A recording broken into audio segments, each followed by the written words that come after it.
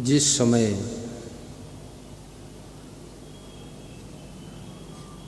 भगवान श्री राम 14 वर्ष का वनवास पूर्ण करने के लिए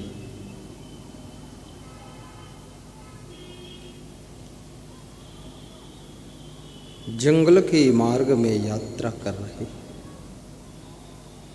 कभी कभी कांटे चुभ जाते।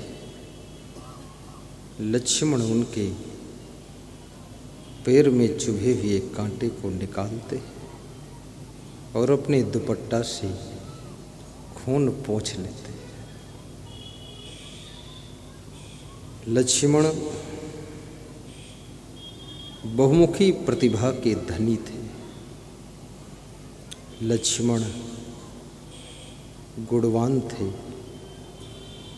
लक्ष्मण बहुत बुद्धिमान थे, साहसी भी थे। धीरे धीरे भगवान श्री राम शिवरी के आश्रम पर पहुंचते। आश्रम शब्द बहुत ही प्यारा शब्द है। आश्रम शब्द सुन करके मन में एक विशेष लालसा पैदा होती है कि आश्रम है, चलो चलते हैं, देखते हैं। ऐसा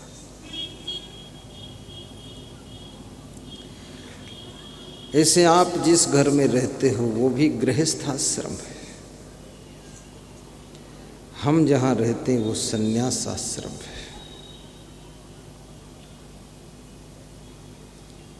मुख्य रूप से 4 आश्रम होते हैं। ब्रह्मचर्य आश्रम, गृहस्थ आश्रम, वानप्रस्थ आश्रम और संन्यास आश्रम। चारों आश्रमों का समय 25-25 वर्ष बताया गया है। जन्म से लेकर 25 वर्ष तक ब्रह्मचारी रहना चाहिए। 25 से 50 तक गृहस्थी करना चाहिए। 50 से 75 तक वानप्रस्थी हो जाना चाहिए। 75 से 100 तक संन्यास लेना चाहिए और 100 के बाद मर जाना चाहिए। लेकिन लोग पहले ही मर जाते हैं, क्या करो। कोई 50 साल में मर रहा है, कोई 80 साल की उम्र में मर रहा है, कोई बिना संन्यास लिए मर रहा है, कोई आधी गृहस्थी करके मर रहा है, कोई 10 साल की उम्र में मर रहा है। मौत का कोई ठिकाना नहीं है, कब किसकी मौत आ जाए।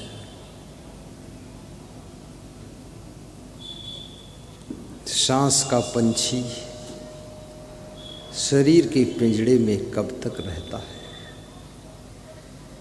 10 द्वारे का पिंजड़ा, तामे पंछी पौन, रहीबे को अचरज बड़ा, जात अचंभो कौन।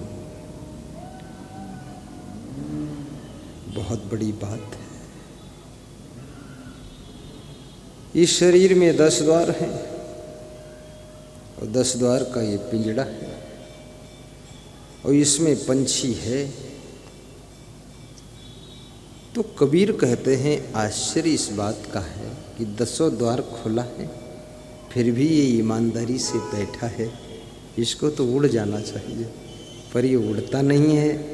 इस शरीर रूपी पिंजड़े में 100-100 साल बैठा रहता है और किसी के शरीर के पिंजड़े से 2 दिन में उड़ जाता है।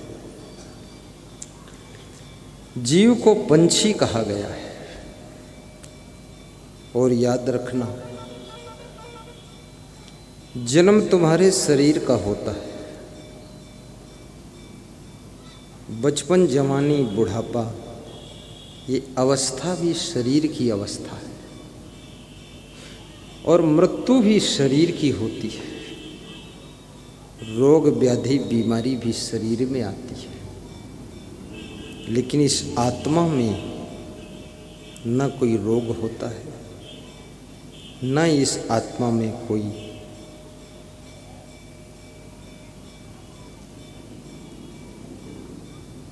बुढ़ापा आता है, न ये आत्मा जवान होता है, न इसका बचपन होता है, न इसका जन्म होता है, न इसका मरण होता है। हाथी के अंदर भी वही आत्मा है जो आत्मा चींटी के अंदर है। नारी के अंदर वही आत्मा है जो आत्मा पुरुष के अंदर है।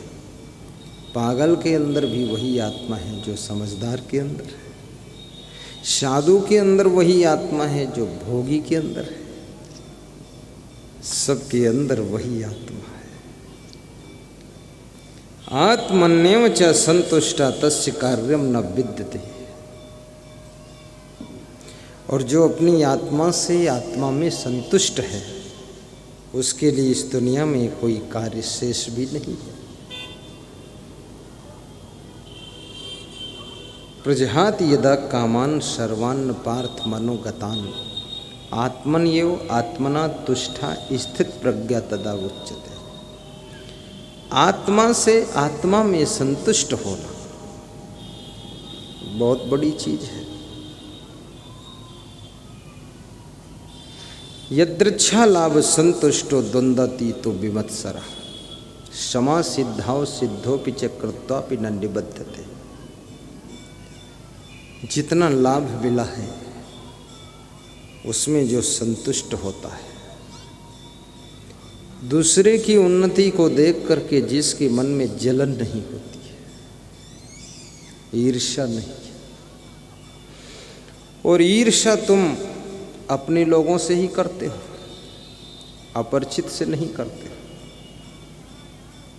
एक बहन को ईर्ष्या दूसरी बहन से हो जाती है कि ये बहन इतना आगे क्यों बढ़ रही है, और बढ़ रही तो मुझको क्यों नहीं कुछ दे रही है, मुझे देना चाहिए।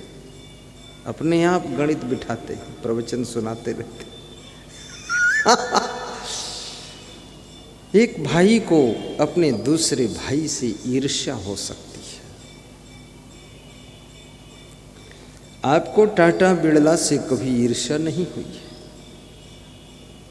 ये शुगर फैक्ट्री के मालिक से कभी ईर्ष्या नहीं हुई है। आपको या तो अपने रिश्तेदार से ईर्ष्या होती है, या परिवार के पट्टीदार से ईर्ष्या होती है, या अपनी बहन से या भाई से ईर्ष्या होती है, या चचेरे पचेरे लचेरे भाइयों से ईर्ष्या होती है। याद रखना, कभी कभी मित्रों से भी ईर्ष्या हो जाती है। और ईर्ष्या राजनीति में भीतर भीतर काम करती है। और ईर्ष्या की आदत होती है टांग खींचने की आदत। जहाँ ईर्ष्या होती है वो व्यक्ति खुद को उठाने में अपनी ऊर्जा का प्रयोग नहीं करता है, बल्कि दूसरों को गिराने में अपनी एनर्जी को खर्च करता है। इसलिए विदुर जी कहते हैं, जिसके मन में ईर्ष्या होती है उसे कभी सुख नहीं मिलता है। क्यों? क्योंकि दूसरे का सुख उसका दुख बना हुआ है। कभी कभी किसी को ज़्यादा सुंदर देख करके भी ईर्ष्या होती है कि मैं क्यों नहीं सुंदर हूँ। किसी की गाड़ी को देखकर भी ईर्ष्या होती है। मैं सिंहस्थ कुंभ मेला उज्जैन में भ्रमण करने के लिए निकला तो हम सब संत गाड़ी में जा रहे थे, और मेला तो कुंभ का बहुत भीड़ होती। हमारे आगे आगे पुलिस जवानों की गाड़ी थी, रास्ता साफ होता जाता था, आराम से जा रहे थे। मुझे मेला गाड़ी से उतर के देखना नहीं था, अब मुझे मेला देखना ही नहीं था। मैं तो देख रहा था कि मेला में कितने लोग आए हैं और व्यवस्था क्या क्या है। व्यवस्था का सुपरविजन कर रहा था ताकि मैं भी अच्छी व्यवस्था अपने कैंप में करूं। उसको देखे के बिना ज्ञान नहीं होता। तो कुछ महिलाओं का झुंड जा रहा था, उनमें से एक लड़की बोली कि हम सब लोग पैदल चलते हैं। ये लोग गाड़ी में क्यों जा रहे हैं? तो मैं सुन रहा था। अब उस लड़की को ज्ञान नहीं था। आप इतनी साधना करो, इतनी योग्यता प्राप्त करो, इतनी ऊंचाई को छुओ, तो गाड़ी में क्या तुम हेलीकॉप्टर में जा सकती हो? करना तो कुछ नहीं, केवल बाल और गाल सुधारना है। कोई गाड़ी में जा रहा था, तुम्हें जलन हो रही है।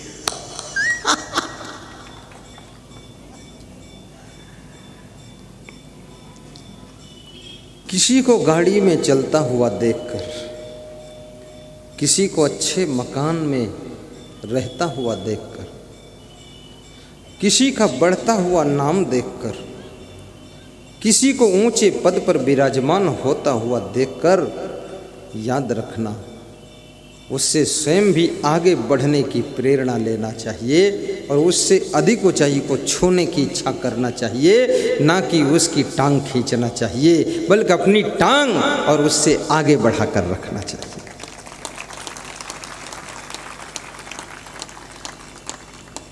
विश्वा के श्रोता बहुत समझदार दिख रहे हैं, ताली बजाना भी जानते, थोड़ा थोड़ा हंसना भी जानते और मुस्कराना भी जानते। और मैं कहूँगा जोर से भी हंस दिया करो और मुस्करा भी दिया करो और ताली भी थोड़ा जोर से बजा दिया करो। साहिब बंदगी साहिब।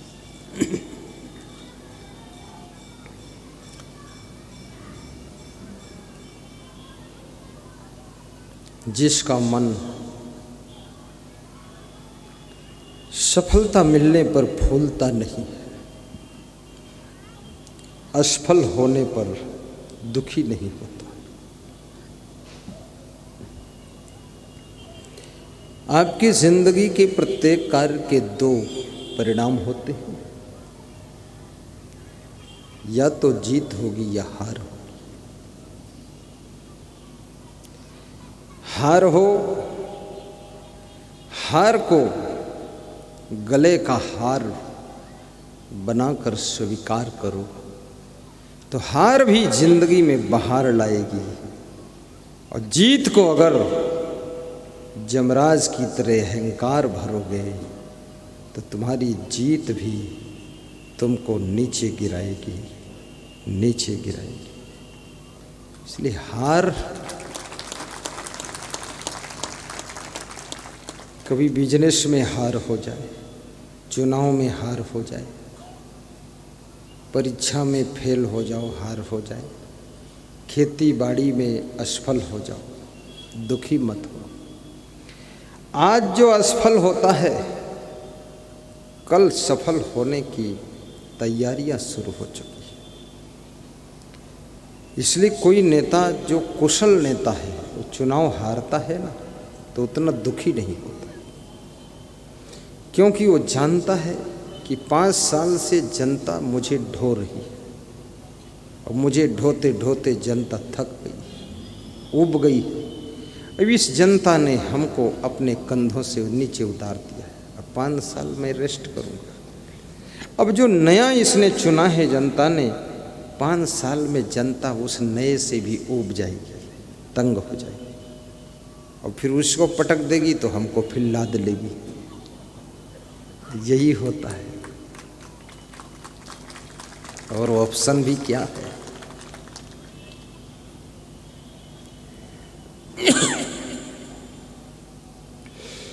इसलिए जो बहुत बुद्धिमान नेता है वो हारने पर बहुत दुखी नहीं होता, केवल 5 साल तक वो इंतजार करता है, बस 5 साल बाद उसका नंबर आ जाता है। कभी कभी 10 साल बाद भी आ जाता है, लेकिन आ जाता है। और कभी कभी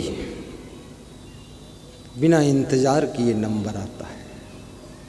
जैसे मनमोहन सिंह ने कभी सोचा नहीं था, प्रधानमंत्री बन गए। पूरे हिंदुस्तान के किसी भी व्यक्ति ने नहीं सोचा था मनमोहन सिंह कोई आदमी है क्या, वो प्रधानमंत्री बन गए। जब तुम्हारा पुण्य और प्रबल प्रारब्ध होता है, तुमको भी पता नहीं होता, तुम प्रयत्न भी नहीं करते हो, और भाग्य का गेंद उछल करके तुम्हारी गोद में आ जाता है। इसलिए अधिक पुण्य कमाइए। पुण्य कैसे होगा? सवेरे उठकर माता पिता के पैर छुओ, पुण्य होगा। सास ससुर के पैर छुओ, पुण्य बढ़ेगा। घर में झाड़ू लगाने से भी पुण्य बढ़ता है। समय पर नाश्ता भोजन बनाने से भी पुण्य बढ़ता है। बर्तन साफ करने से भी पुण्य बढ़ता है। आलस्य करने से पुण्य घटता है। गाली बकने से पुण्य घटता है। भजन गाने से पुण्य बढ़ता है। इसलिए जो स्त्रियां होशियार हैं, ये प्राचीन समय में जब धान कूटती थी, गेहूं पीसती थी, तो ये भजन गाती रहती थी। अब वो गेहूं और धान वाले भजन सब भूल भी गए, क्योंकि अब न धान कूटने को बचे न गेहूं पीसने को बचा। अब कूटें तो किसको कूटें? तो कोई स्त्रियां अपने बच्चों को कूट देती है। उनका पति कहता है इतनी कुटाई क्यों कर रही हो? बोले तो कूटने को बचा भी कुछ नहीं है। कूटने का मन होता तो किसको कूटूं? तो बच्चों को कूट देती हो। और बच्चों को बचाना है तो तुम पीठ करो, तुम्हारी पीठ कूट दूं। और कितने पति लोग भी कूटे जाते हैं, और कितनी पत्नियां भी कूटी जाती हैं। सड़क पर जब निकलते हैं कपड़े पहनकर, तो ऐसा लगता है साक्षात लक्ष्मी और विष्णु भगवान का अवतार जा रहे हैं। और घर में जब पहुंचते हैं तो साक्षात रावण और मंदोदरी दे धमाधम मस्त कलंदर।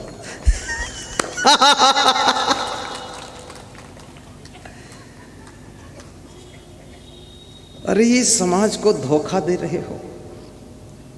ये लंबी साड़ी पहनकर, जीन्स की पैंट पहनकर, पैंट थोड़ा कमर से नीचे खिसका कर, चश्मा लगाकर ऐसे चलते हो, लगता है कि बहुत सुखी हैं, और घर में आकर पता चलता है इनसे ज़्यादा दुखी कोई और है ही नहीं। बड़ी हाय हाय मची हुई। और गुरु जी पुकारा करेंगे। गुरु जी पुकारा करेंगे। तुम्हारी शरण में गुजारा करेंगे। गुरु जी पुकारा करेंगे। तुम्हारी शरण में गुजारा करेंगे। गुरु जी पुकारा करेंगे। सुबह शाम भोजन बनाया करेंगे। सुबह शाम भोजन बनाया करेंगे। सभी को प्रेम से हम खिलाया करेंगे। सभी को प्रेम से खिलाया करेंगे। खिलाया करेंगे, पुकारा करेंगे। गुरु जी पुकारा करेंगे। तुम्हारी शरण में गुजारा करेंगे। तुम्हारी शरण में गुजारा करेंगे। प्रेम और करुणा, सेवा और सहनशीलता, विवेक और विचार, संतोष और शांति तुम्हारे जीवन के आभूषण है। प्रसन्नता और नम्रता जीवन की शोभा है।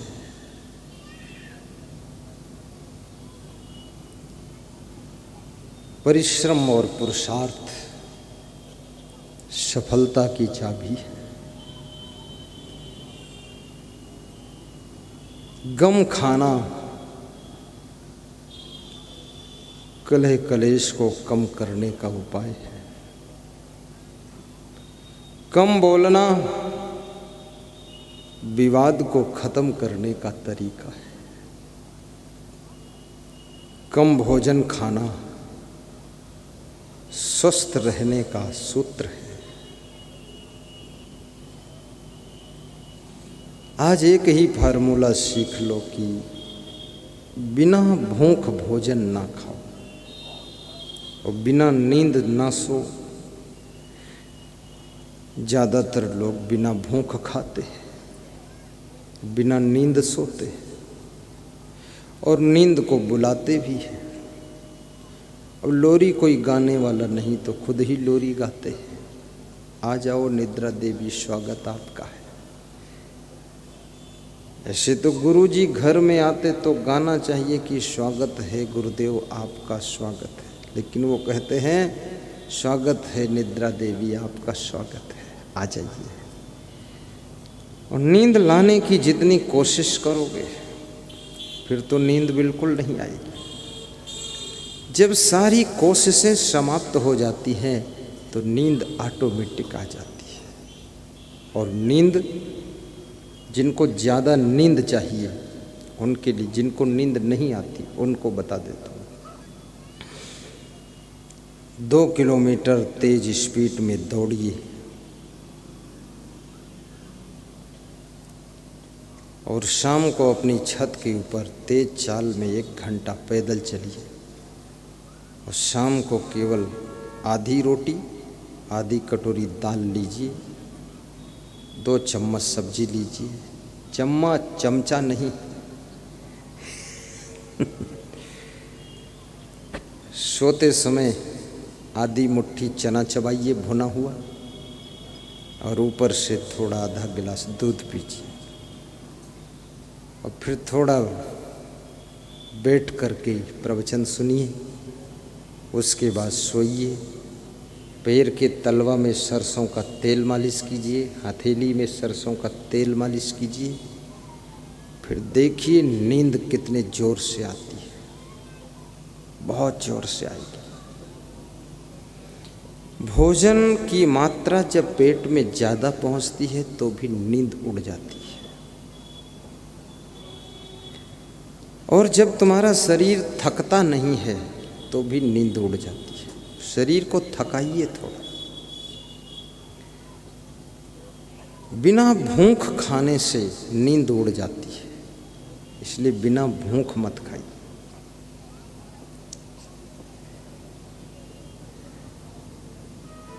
जरूरत नहीं खाने की। और ये भी याद रखना, बहुत भूखे भी मत रहिए। खूब भूख लगे तो प्रेम से चबा चबा कर खाइए। और स्वाद भोजन में नहीं होता है, स्वाद तुम्हारी कड़ी भूख में होता है। विश्राम गद्दे से नहीं मिलता है, विश्राम गहरी नींद से मिलता है। याद रखना, जिनको गहरी नींद आती है वे रिक्शा पर भी सो जाते हैं, आराम मिल जाता है। और जिनको नींद नहीं आती है वो डबल बेड पर सोते हैं, फिर भी आराम नहीं मिलता।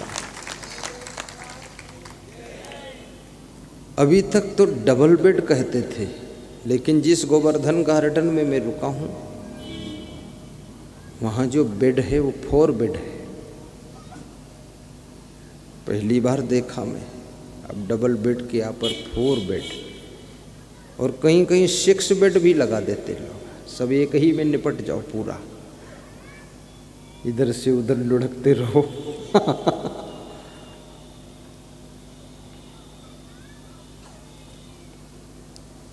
और बहुत अच्छा है वो 4 बेड। आप भी ऐसा बनाइए अपने घर में, जगह का सदुपयोग होता है।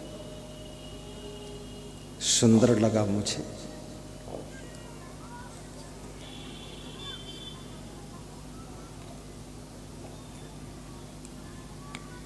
भगवान श्री राम वन गमन करते करते पंपा सरोवर के किनारे शबरी के आश्रम पर पहुंच गए। ये बहराइच के हमारे भक्त श्री गणेश प्रसाद गुप्ता जी, अनुभव गुप्ता जी, ताली बजा दो इनके लिए। बहराइच से आए। ये देखो 100 किलोमीटर से 120। गोंडा से भी श्रोता है, वो गोंडा वाले खड़े। शाहजहानपुर से एक माता जी आई, खड़ी हो। शाहजहानपुर, ये देखो शाहजहानपुर से गुरु का नाम लेकर चल पड़ी है। बैठो। बाराबंकी से भी कोई श्रोता आया है, खड़ा हो जाए। बाराबंकी वाला कोई है? मत आना बाराबंकी से। है एक, वाह, इज्जत बचा लिया बाराबंकी। वाह वाह।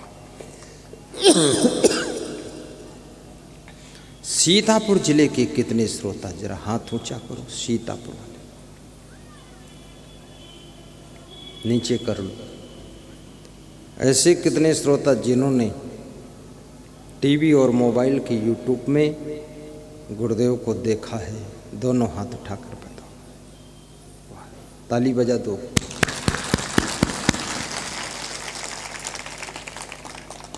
सबने देखा है। जरा देर ठहरो स्वामी, तमन्ना यही है। जरा देर ठहरो स्वामी, तमन्ना यही है। अभी तक जी भर के देखा नहीं है। अभी तक जी भर के देखा नहीं है।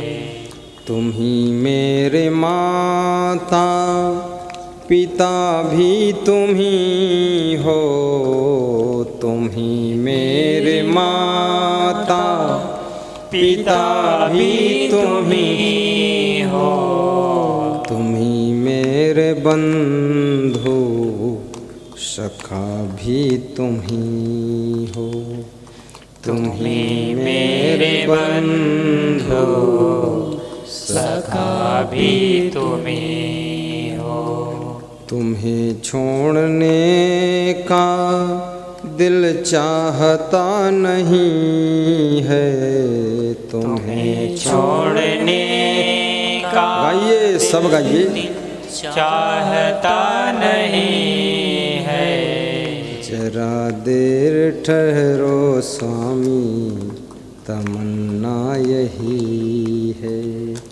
जरा देर ठहरो स्वामी, तमन्ना यही है। अभी तक जी भर के देखा नहीं है। अभी तक जी भर के देखा नहीं है। बड़े भाग्य से प्रभु विश्व में पधारे। बड़े भाग्य से प्रभु विश्व में पधारे।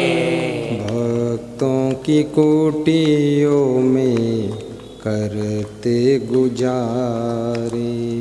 भक्तों की कोटियों में करते गुजारे। भक्तों का मन प्रभु मानता नहीं है। भक्तों का मन प्रभु मानता नहीं है। जरा देर ठहरो स्वामी, तमन्ना यही है। जरा देर ठहरो स्वामी, तमन्ना यही है।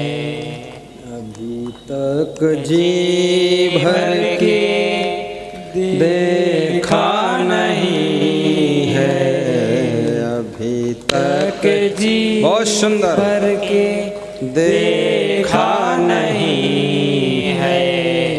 जरा देर ठहरो सुवर, तमन्ना यही है।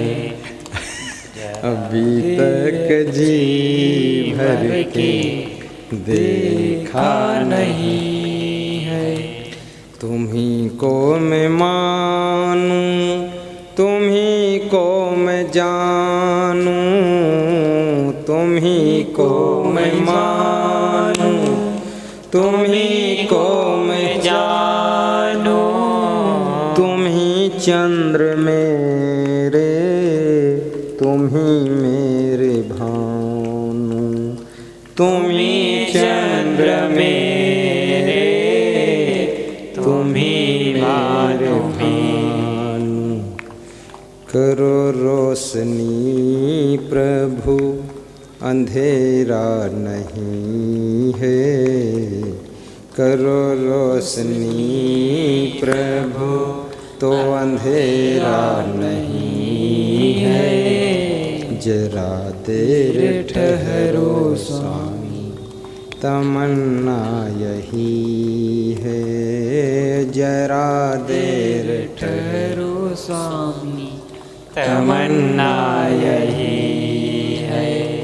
अभी तक जी भर के सेवा न की है, अभी तक जी भर के सेवा न की है।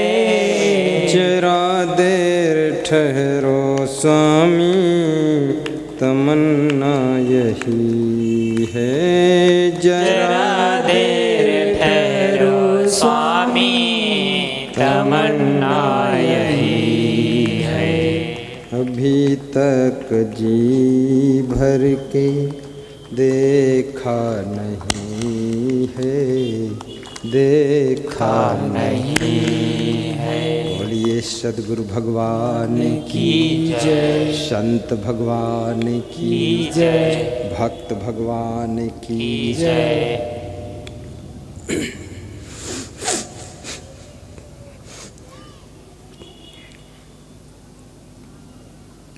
भगवान श्री राम शिवरी के आश्रम पर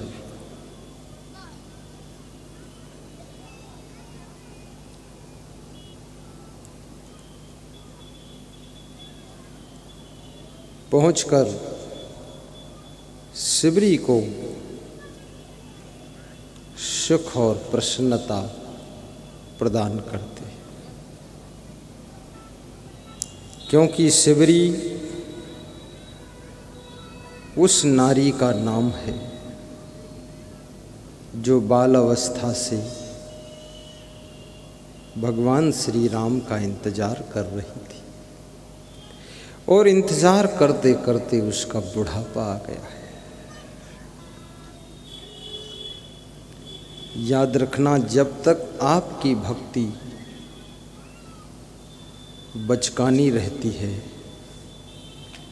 तब तक कोई कृपा नहीं होती है। जब भक्ति आपकी परिपक्व हो जाती है, जैसे परिपक्व अवस्था बुढ़ापा, ऐसे जब भक्ति आपकी पक जाती है तो आपके ऊपर विशेष कृपा हो जाती है। इसलिए याद रखना, कितने लोगों की भक्ति बड़ी विचित्र है। थोड़े दिन भक्ति करेंगे, उसके बाद फिर दारू पीना शुरू करेंगे, फिर सत्संग मिल जाएगा तो फिर सुधर जाएंगे, और फिर सत्संग छूट गया तो फिर कुछ बिगड़ जाएंगे। वो एक कदम आगे जाते हैं तो दूसरा कदम पीछे की ओर रख देते हैं। वे जहाँ के तहाँ ही रहते हैं। शिवरी की भक्ति महिमा भरी भक्ति है और शिवरी राम के चरण पखारती है। राम को कुश की चटाई पर बिठाती है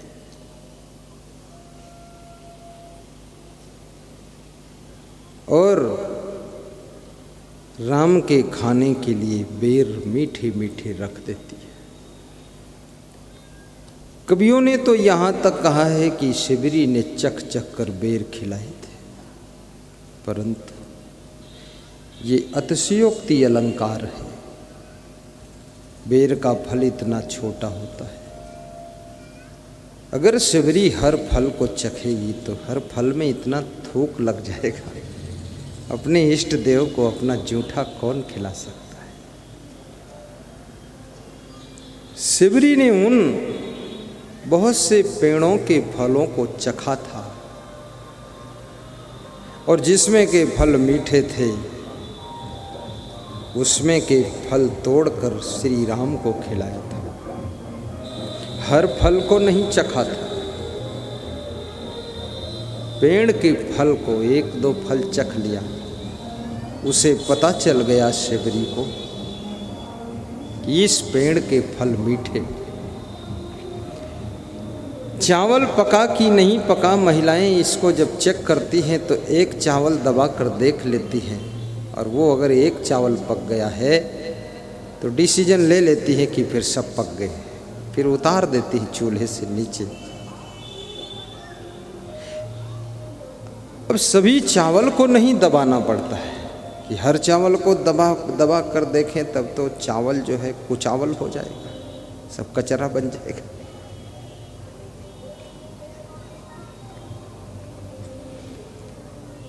कड़वा लौकी, कड़वा तुरई, महिलाएं जब भोजन बनाती हैं लौकी का टुकड़ा काट कर चख कर देख लेती है कड़वा है कि मीठी लौकी। यदि कड़वा लौकी है तो उसे नहीं बनाती है। जो कम समझदार महिलाएं हैं वह बिना चेक किए हुए बना देती हैं और पक गई जब खाने बैठते हैं लोग तब उसको फेंकने जाते हैं, खाने योग्य नहीं। हर कार्य में बुद्धिमानी की आवश्यकता है, समझदारी की आवश्यकता है। समझदार के लिए जीवन सरल है, ना समझ के लिए जीवन बड़ा कठिन है। और याद रखना, जिनका हृदय प्रेम से भरा हुआ है उनके लिए जीवन सुखद है। जिनके मन में क्रोध भरा हुआ है, बहुत गुस्सा भरी है, उनका जीवन बहुत दुखद रहता है। कितने लोगों के अंदर विचित्र अहंकार होता है। यदि उनसे तुम बता दो चप्पल यहाँ उतार देना, इतनी बात से वो नाराज हो जाएंगे कि तुमने क्यों कहा चप्पल यहाँ उतार दो। तो हम न कहते तो तुम चप्पल न जाने कहाँ तक ले जाते, तो कहना तो पड़ेगा। या तो तुम्हारे पास समझ होनी चाहिए, अब समझ भी नहीं है और कोई समझाए तो उलझ रहे हो, तो इस मूर्खता का इलाज क्या है?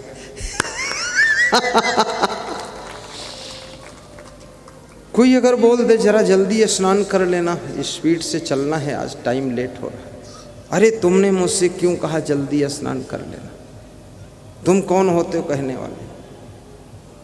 मैं कौन होता हूँ? तुम भैंस की तरह तालाब में पड़े हो, टाइम बर्बाद कर रहे हो, ट्रेन छूटने वाली है। मैं कौन होता हूँ? तो तू कौन होता है भैंस की तरह पड़ा रहने वाला? अपने आप निकल जा, मेरे से पहले रेडी हो जा, मैं कहूँगा ही नहीं, तू मेरे को कह दे। टाइम पास करते हो।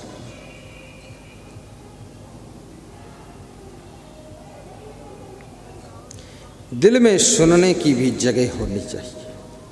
अहंकार किसी के शब्द को सुनना नहीं चाहता, ये अहंकार की पहचान होती है।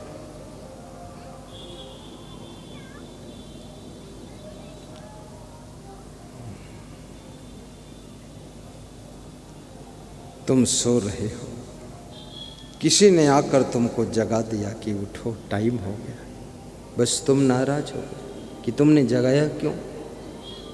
तो मैं पूछता तुम जागे क्यों नहीं, अपने आप क्यों नहीं जागे।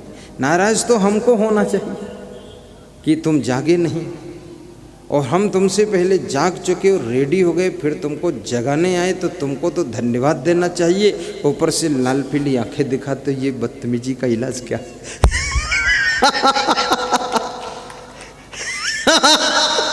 बहुत मजा आता है, लोग इतने उल्टा दिमाग के। पहली गलती तो तुम अपने आप जागे नहीं, दूसरी गलती टाइम पर नहीं जागे, तीसरी गलती जो जगाने आया उसको धन्यवाद नहीं दिया, चौथी गलती लाल पीली आंखें बनाते हो, पांचवी गलती अंड बंड उसको बोलते हो, छठी गलती उसको हिदायत देते हो कि अगले दिन अगर तुमने जगाया तो तुमको पूरे सुला दूंगा। ये गुंडागर्दी की बात कर रहे हो, ये मूर्खता नहीं है क्या।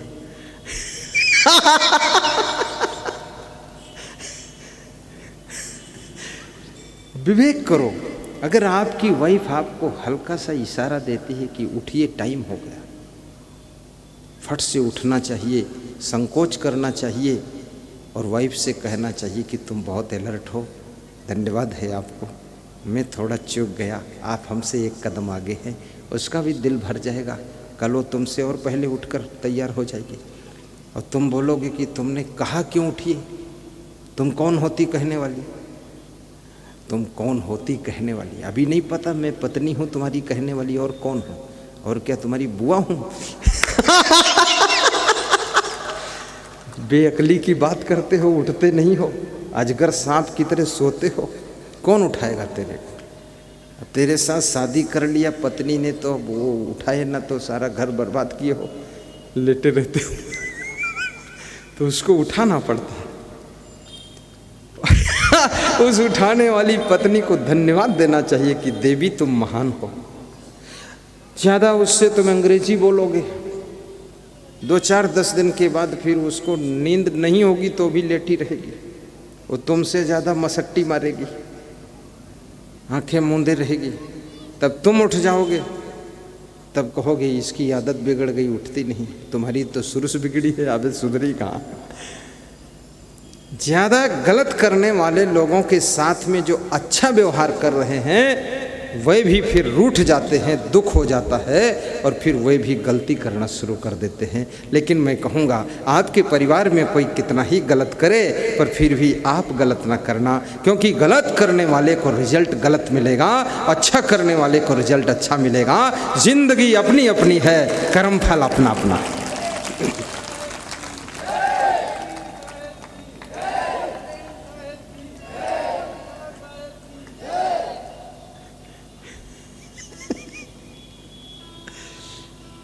बहुत अच्छी बात, जय बोलना चाहिए, कम से कम मेरी हिम्मत भी बढ़े।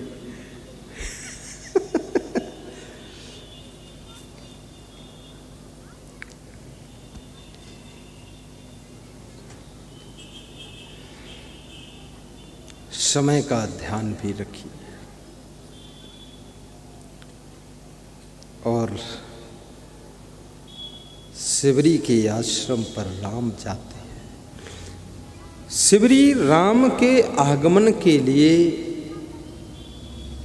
पूरी जिंदगी रोज इंतजाम करती है, रोज ठीक से झाड़ू लगाती है,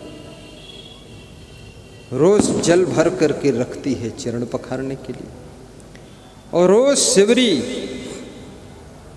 राम के लिए बेर तोड़ कर लाती है। क्योंकि राम के आने की कोई तारीख फिक्स नहीं है। जैसे विश्वा में मेरे आने की तारीख फिक्स थी कि 10 और 11 प्रोग्राम, यही था ना, उस हिसाब से इन्होंने सेटिंग किया। लेकिन राम के आने की कोई तारीख सुनिश्चित नहीं, डेफिनेट नहीं, कब आएंगे राम कुछ पता नहीं, इसलिए रोज तैयारी होती थी।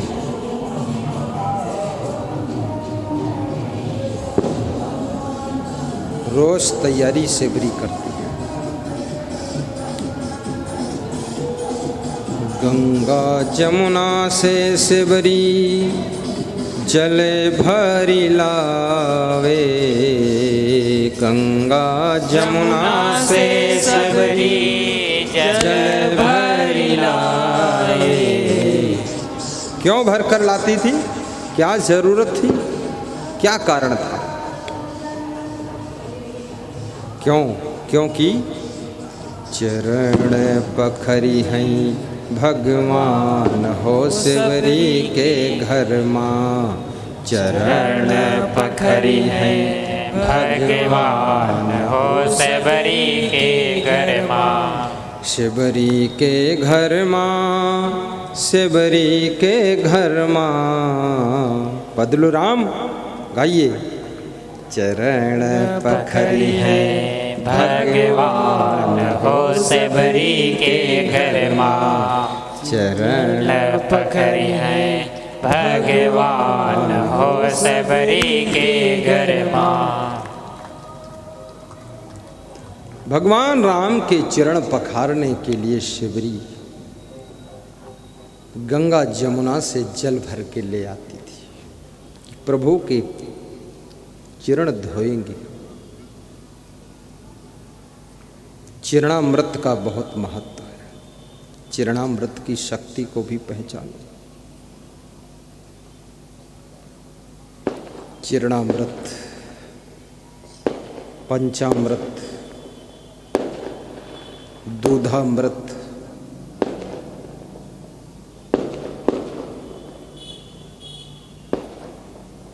बहुत बड़ा अमृत।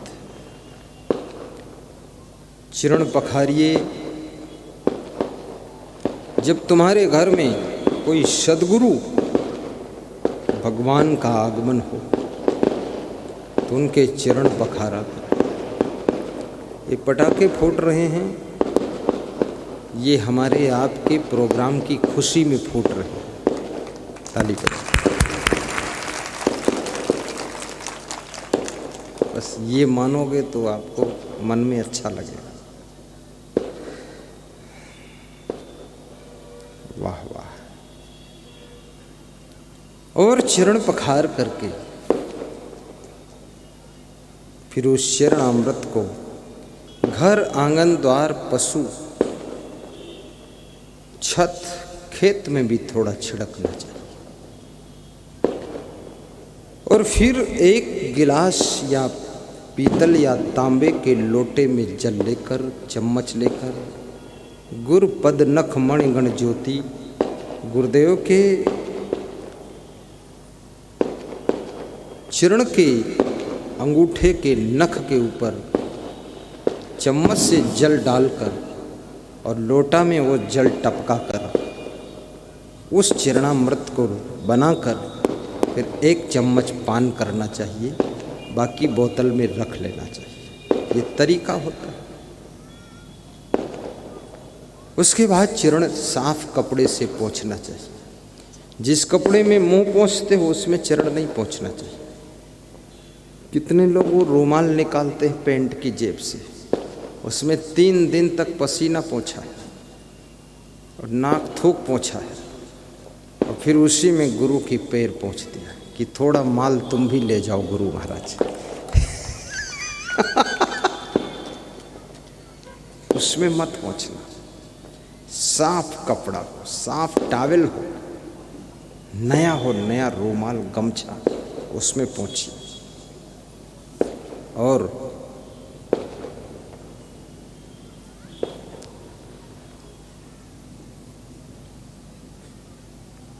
हर पूर्णिमा को इष्ट देव का ध्यान कीजिए। 1 चम्मच चरणामृत पान कीजिए। अमावस्या और पूर्णिमा पवित्र दिन माना जाता है। विशेष इष्ट गुरुदेव का ध्यान करना चाहिए, पूजा करना चाहिए। ध्यान मूलम गुरुर्मूर्ति, पूजा मूलम गुरु पदम, मंत्र मूलम गुरुर्वाक्यम, मोक्ष मूलम गुरु कृपा। सीधे बैठ जाओ सब लोग, फिर से सीधे हो जाओ। ध्यान मूलम गुरुर्मूर्ति। उसके बाद आरती करना चाहिए। आरती 5 फीट दूर से करना चाहिए। बिल्कुल मुखमंडल के पास से नहीं करना चाहिए। और आरती में 5 लोग, 7 लोग, 9 लोग एक साथ थाल को पकड़कर धीरे से घुमाना चाहिए। इतना स्पीड से मत घुमाओ कि आरती लुढ़क के नीचे गिर जाती है। शांति से, और 3 बार घुमाने के बाद दूसरे को दे दो, स्वयं पीछे हट जाओ। और आरती पकड़ने से पहले आरती में दक्षिणा डालना चाहिए, भेंट चढ़ा देना चाहिए। ऐसे खाली आरती नहीं करना चाहिए, ये नियम है। हमारी संस्कृति और संस्कार कहता है आरती में भेंट चढ़ाना चाहिए। और आरती पूर्ण होने के पश्चात आरती पर ऐसे हाथ करके मस्तक पे लगाना चाहिए। उसके बाद यथास्थान बैठ जाइए, 2 मिनट उनकी वाणी सुनिए, फिर कुछ जो दान भेंट करना हो वो कीजिए, फिर प्रसाद वितरण कीजिए, जलपान कराइए, फिर प्रस्थान करा दीजिए।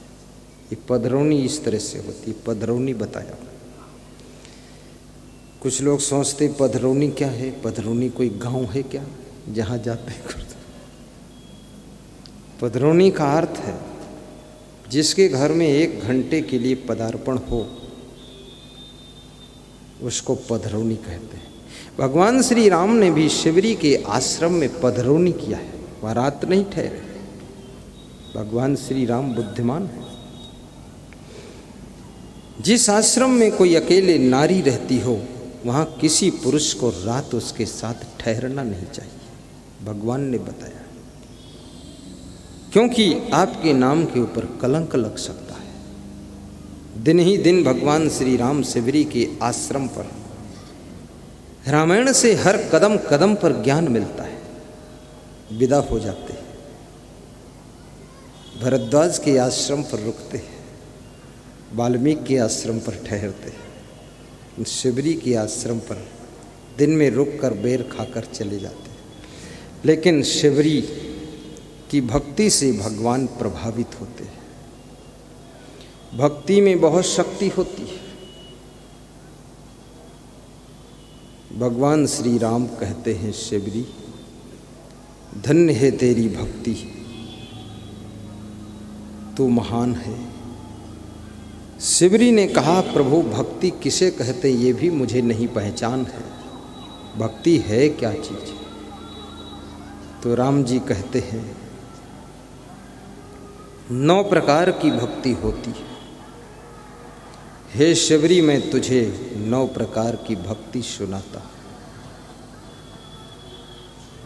9धा भक्ति कहूँ तो ही पाही, सावधान सुनु धरु मन माही।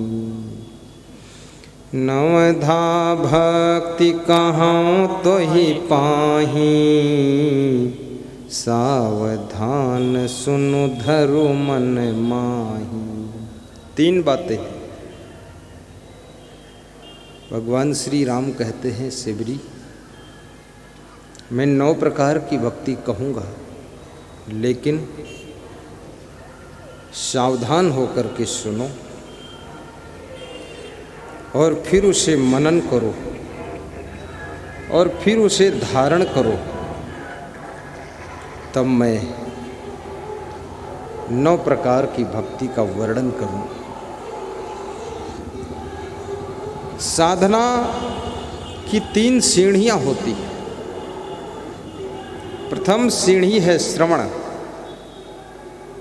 जैसे आप सत्संग श्रवण कर रहे हो, ये साधना पथ की पहली सीढ़ी है, श्रवण करना।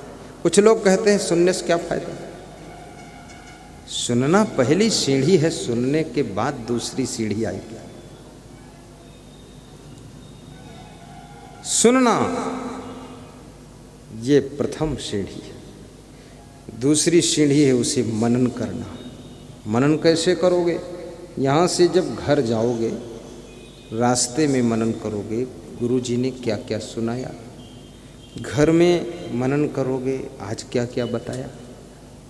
अपने पति पत्नी, पिता पुत्र, भाई भाई चर्चा करोगे। आज संत जी ने ये कहानी सुनाया था। कहानी तुमको याद रह जाती, बाकी तो भूल जाता है। इसलिए कभी कभी मैं कहानी भी सुना देता हूँ। और सावधानी से सुनने को क्यों कहा? क्योंकि सावधानी से ना सुनो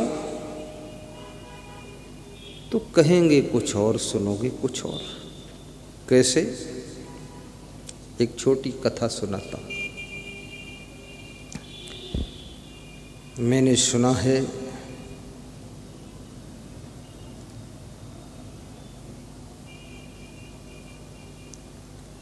एक गांव में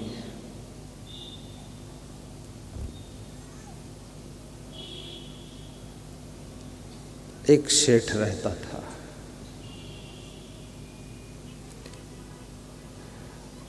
गांव में सेठ रहता हो या न रहता हो, लेकिन सठ तो रहते ही है। सठ, सेठ नहीं तो सठ सही। सठ माने दुष्ट तो रहते ही है। हर गांव में 10-5% दुष्ट रहते हैं। वो हमेशा उत्पात, खुराफात, फालतू बात करते रहते हैं। लेकिन वो सेठ था, सठ नहीं सेठ। और ऐसा सेठ, होशियार सेठ था। तो उसने देसी घी के पीपों का स्टॉक बढ़ा दिया। 1000 पीपे देसी घी इकट्ठा किया। अब मार्केट में घी का रेट बढ़ गया, क्योंकि घी की कमी हो गई, क्योंकि घी सेठों ने स्टॉक कर लिया। तो जब रेट बढ़ा घी का तो जनता ने उपद्रव किया। महंगाई क्यों बढ़ रही, इतना रेट घी का बढ़ गया।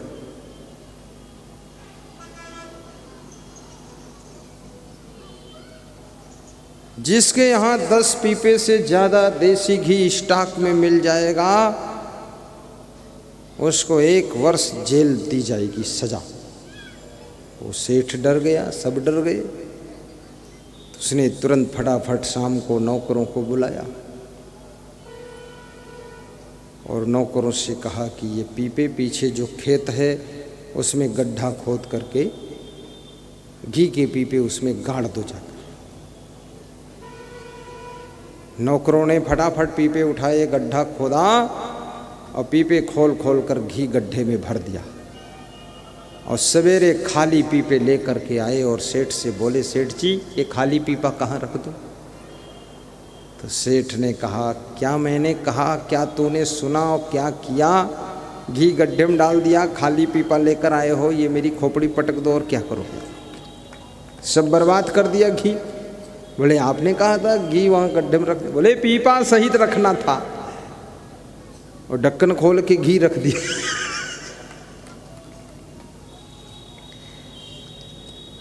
तो इसे ढंग से सुनना चाहिए। गुरु जी क्या सुना रहे हैं, राम क्या सुना रहे हैं। श्री राम कहते हैं ठीक से सुनो।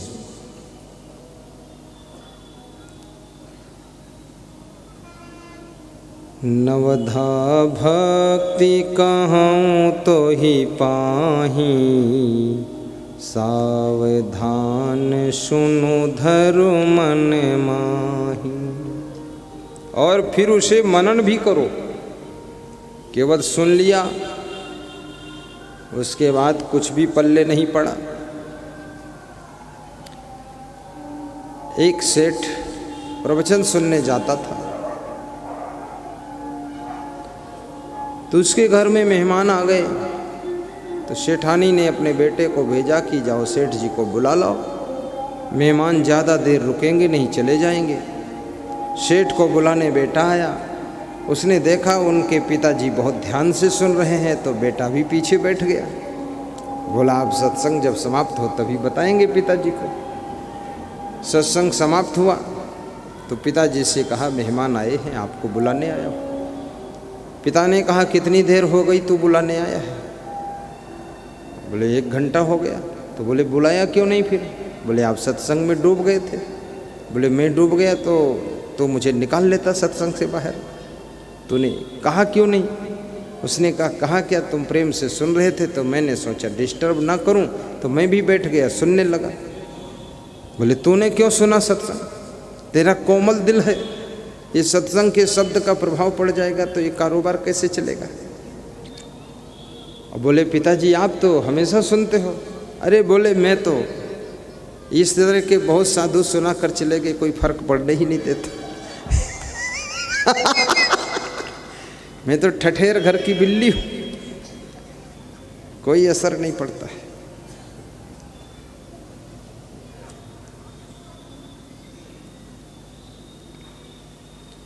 नवधा भक्ति कहूँ तो ही पाही, सावधान सुनो धर्म मन माही। कौन सी भक्ति कहा, धर्म मन माही, यानी अपने मन में उसे धारण भी करो। धारण करना, धारण करने का क्या अर्थ, आचरण में उतार लेना। और आचरण में जब तुम ज्ञान को उतारते हो तो तुम्हारा जीवन धन्य हो जाता है। सत्संग को ध्यान से सुनो, फिर मनन करो, फिर आचरण में उतारो।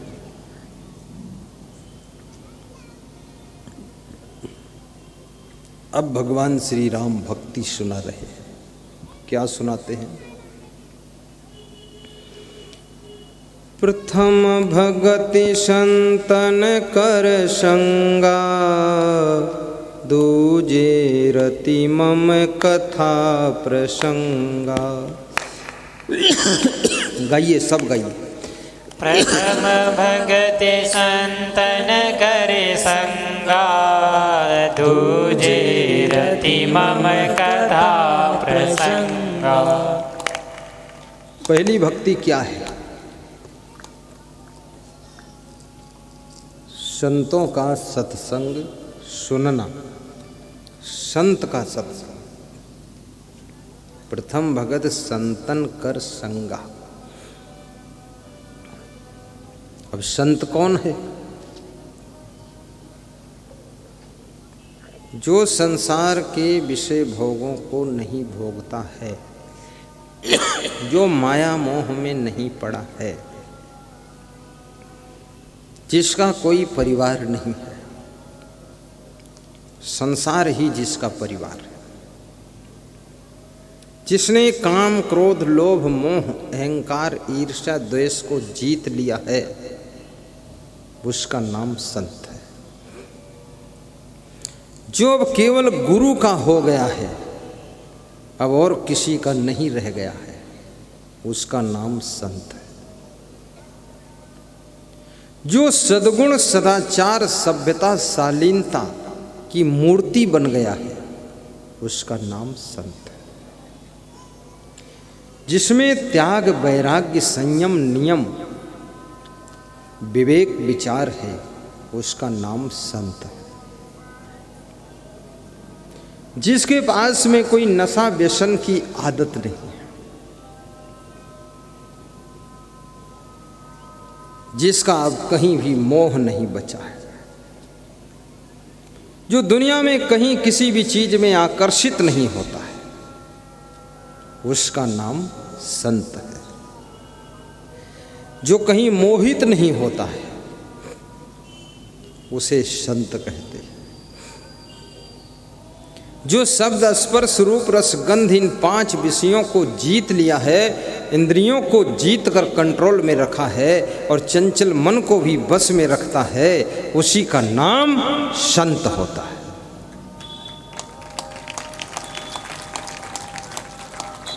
अभी तक तुम संत किसको मानते हो?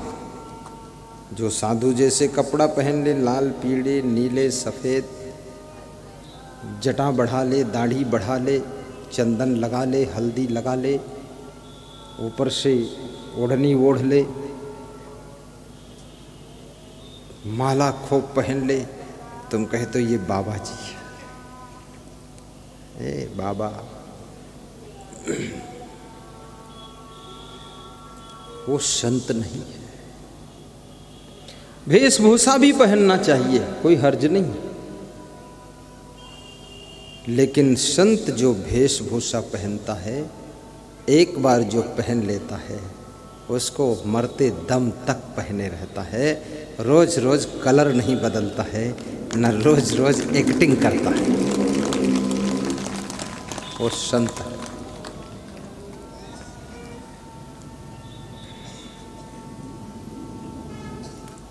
और संत वह है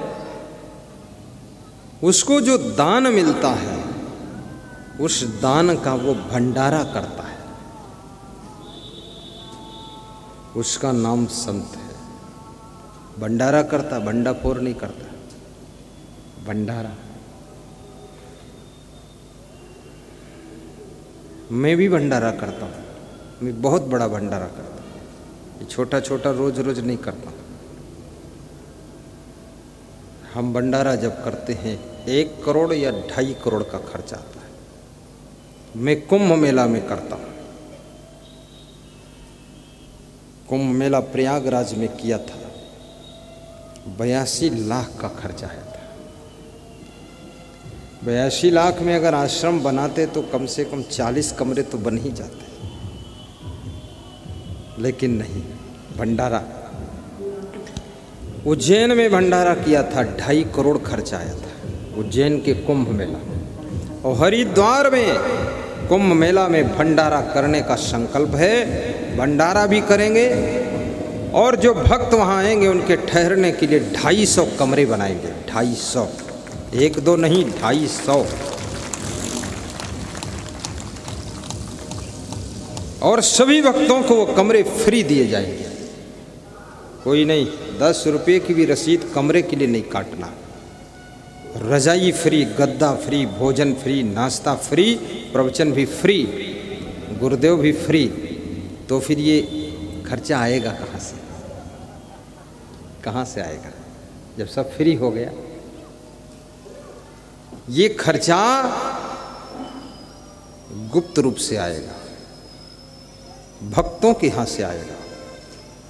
हरिद्वार कुंभ मेला के लिए एक ही भक्त है हमारा, संदीप वर्मा बाराबंकी का, बिंदु वर्मा।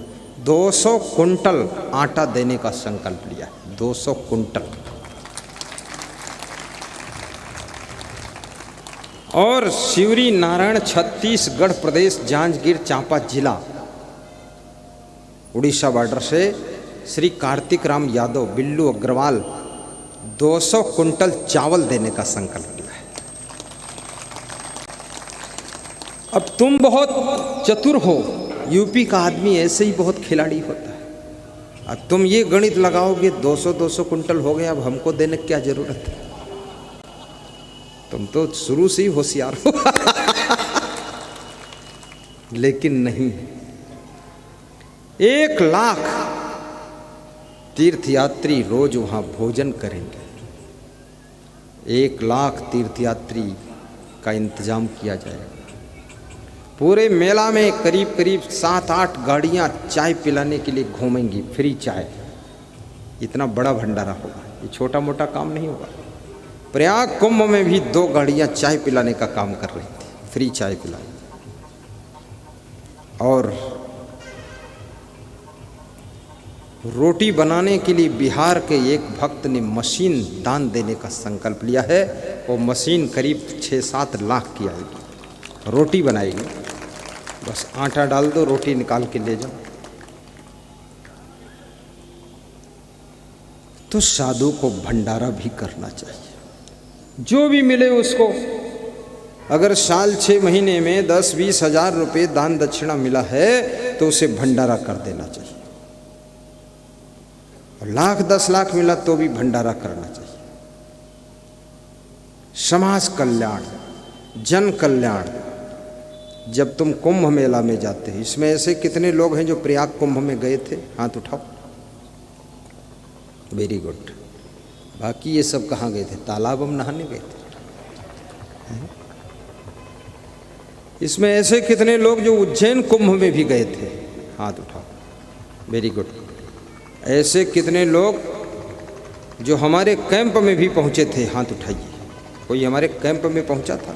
खड़े हो जाओ। डॉक्टर हरीश कौन? खड़े हो। कौशल सरोरा वाले, हाँ ठीक। वो डॉक्टराइन भी गई थी, तुम्हारे डॉक्टर नहीं आए क्या? माता ने तो रोक दो उसको।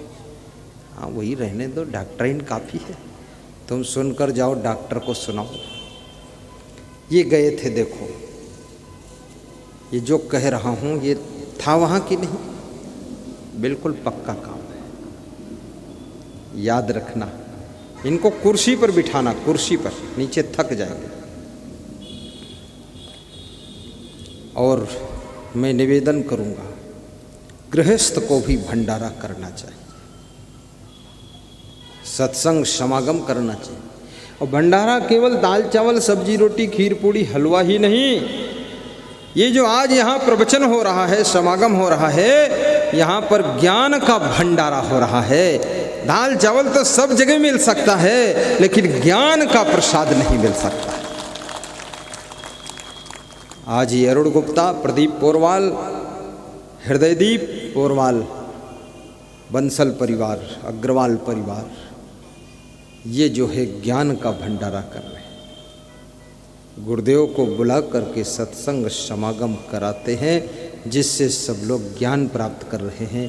ये भी एक भंडारा है, ज्ञान का भंडारा है। कभी कंबल वितरण करने का भंडारा कीजिए।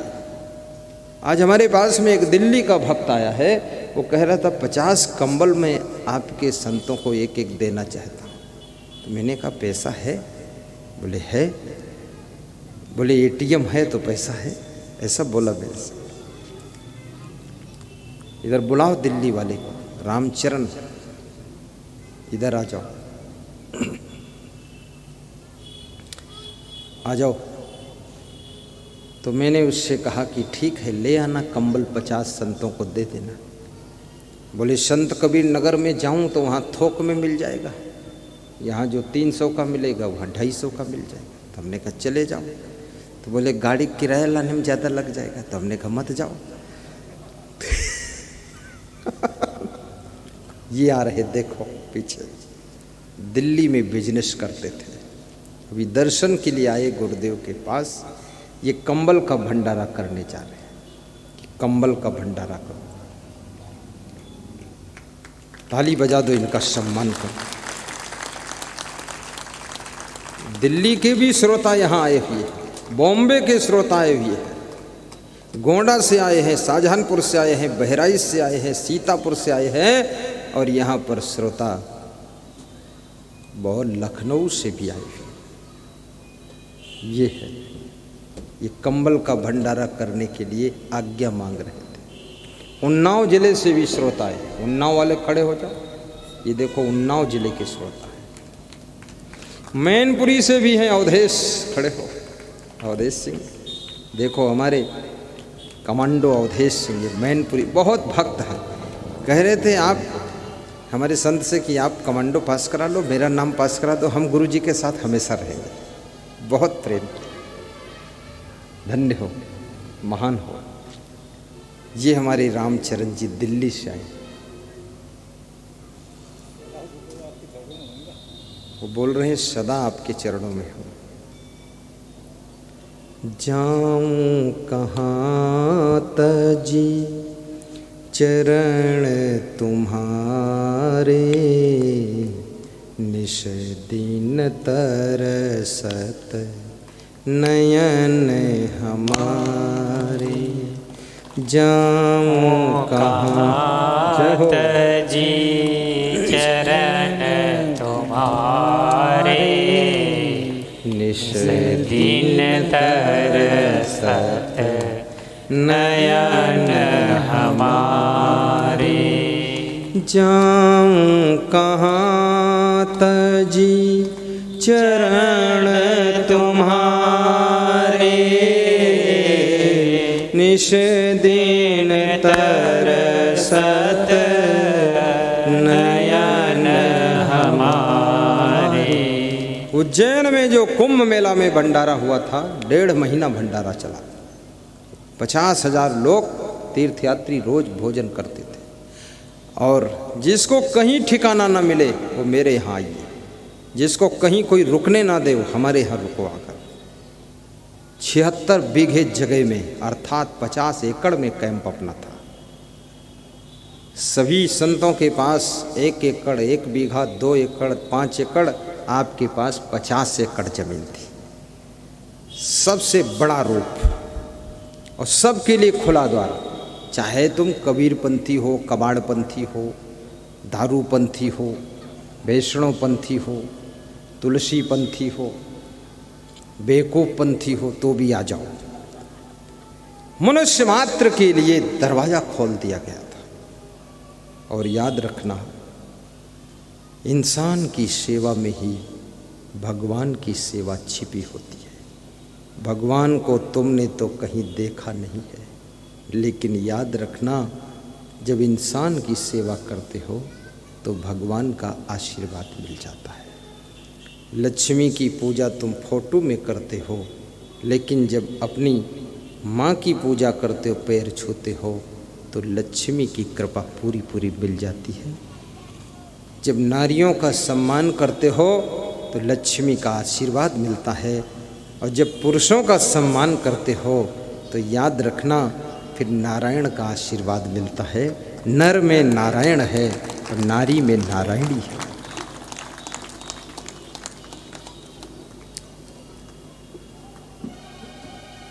किसी गांव के किनारे एक नदी थी। नदी के किनारे मंदिर था। वर्षा ज़्यादा हुई, बाढ़ आ गई, नदी में पानी बढ़ गया, मंदिर डूबने लगा। गांव के लोग आए, मंदिर के पुजारी से बोले कि बाबा अब गांव चलो, क्योंकि नदी में बाढ़ आ गई है। तो उसने कहा मैं तुम्हारे कहने से नहीं जाऊंगा, भगवान आएगा कहेगा तभी जाऊंगा।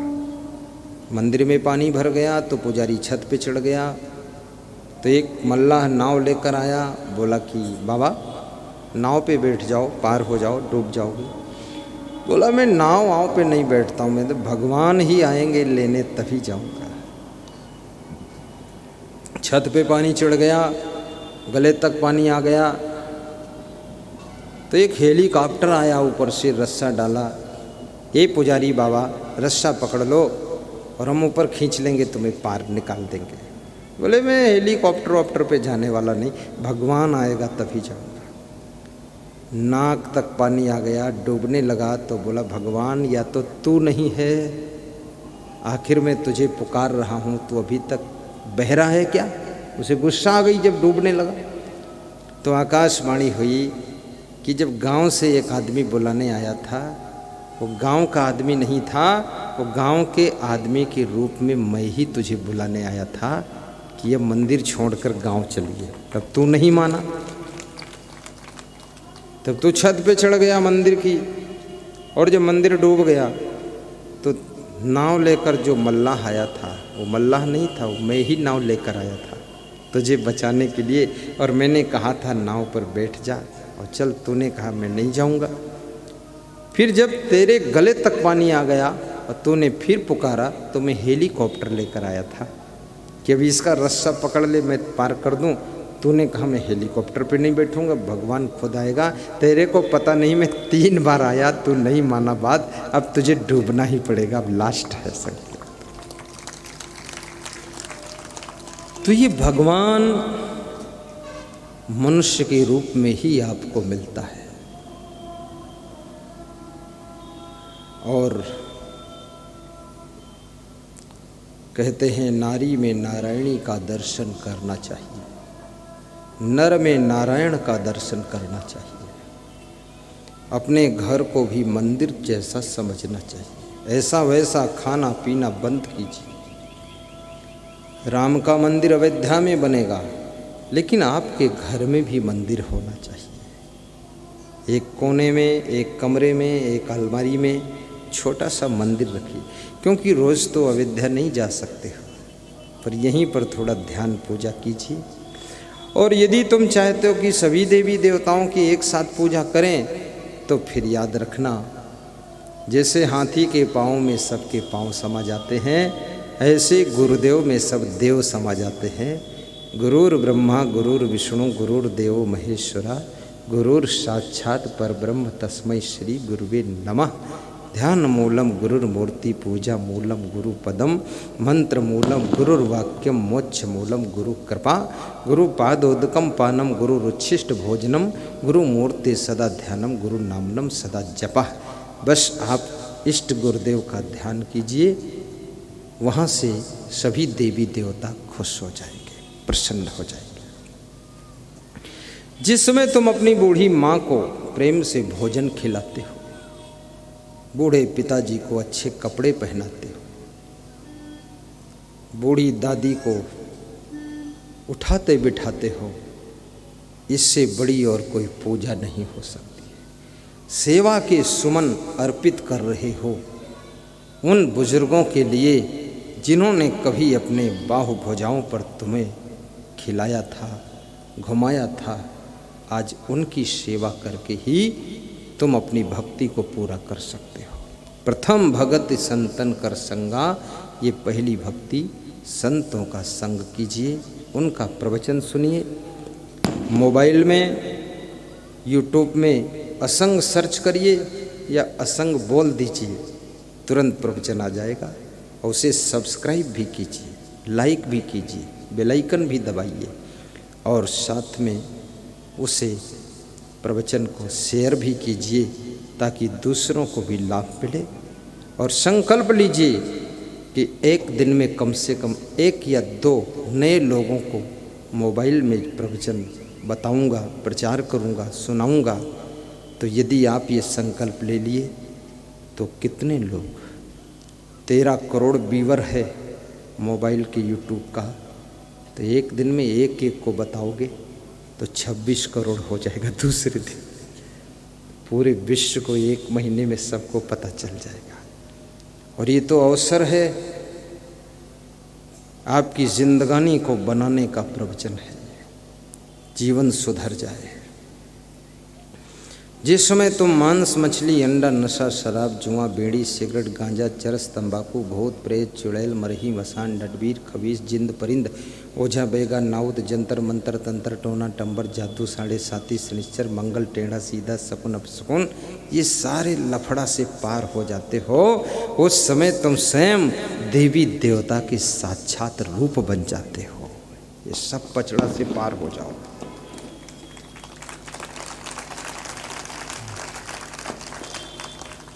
कभी गालियाँ मत दिया करो, आलस्य मत किया करो, बड़ों का सम्मान किया करो, अपने से बड़ों के पैर छूने में संकोच मत किया करो, चरण छूकर आशीर्वाद ले लिया करो। दूजे रतिमम कथा प्रसंगा, श्री राम भगवान कहते हैं, शिवरी मेरे जो कथा प्रसंग हैं, जो प्रवचन हैं, उस संत वाणी को जो सुनता है वो समझो मेरी दूसरी भक्ति कर रहा है। दूसरी भक्ति है कथा प्रसंगों को सुनना। कथा तुम्हारी व्यथा को कम कर देती है, प्रवचन तुम्हारे आचरण को शुद्ध करता है। अभी महाराष्ट्र से जो भक्त आए हैं, ये लातूर वाले, डिस्ट्रिक्ट लातूर में जो भूकंप आया था वहाँ से लोग आए। आत्माराम गंगाराम पाटिल खड़े हो, वो दूसरे हैं विनायक रेड्डी, उनकी पत्नी भी आई है, इधर कहीं बैठी है छुपी हुई। कहाँ है?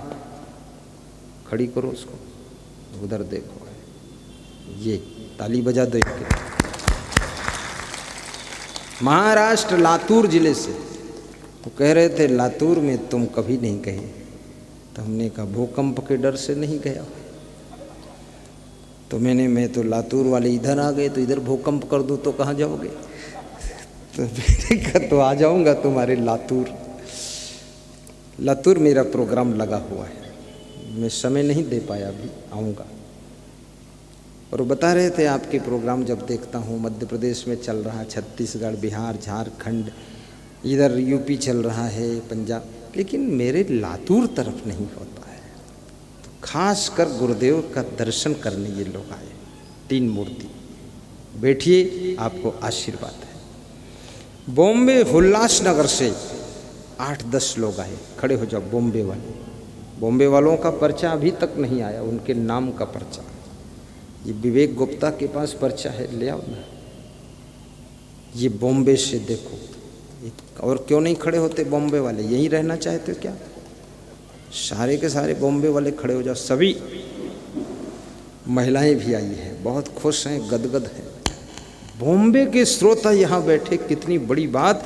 ये विश्वा का सत्संग पूरा नेशनल प्रवचन हो गया। बैठो विराज। अब ये कथा सुनने आए, सत्संग सुनने आए, दर्शन करूँगा और प्रवचन सुनूंगा। ये दूसरी भक्ति, इसको भगवान श्री राम कहते हैं, ये दूसरी भक्ति है। कैसे कहा प्रभु ने? प्रथम भगति संतन कर संगा, दूजे रति मम कथा प्रसंगा। गाइए, दोहराइए चौपाई। प्रथम भगति संतन करे संगा, दूजे रति मम कथा प्रसंगा। गुरुपद पंकज सेवा, तीसर भक्ति अमान। चौथी भक्ति मम गुण गण, करे कपट तजी ज्ञान। तीसरी भक्ति, भगवान श्री राम बहुत बड़े वक्ता भी है, बहुत बड़े ज्ञानी भी है, अध्यात्म के मर्मज्ञ भी है। ऐसे थोड़े कोई भगवान बन जाता है। हेरे गहरे नत्थु खैरे भगवान नहीं बन पाते। भगवान बहुत बड़ी डिग्री है। कितना अच्छा प्रवचन दे रहे हैं राम जी। कहते हैं गुरु के कमल रूपी चरणों की सेवा करना, गुरु के कमल रूपी चरणों में अनुराग रखना। कमल रूपी चरण क्यों कहा?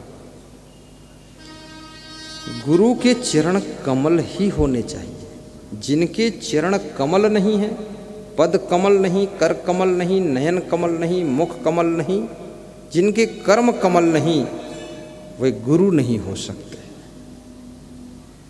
गुरु का जीवन ही कमल होता है। और कमल का अर्थ क्या होता है?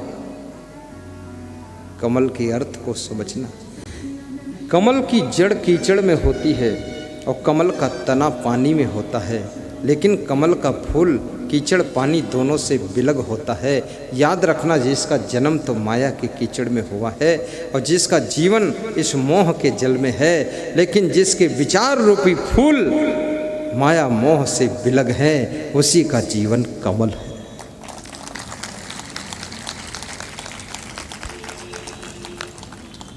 संसार का कीचड़ जिसको लग न सके और दुनिया का मोह माया जिसके ऊपर प्रभाव न डाल सके, ऐसी दिव्य आत्मा गुरु होती है। ऐसे तो हमारे भारत देश में फालतू लोग गुरु बन जाते हैं।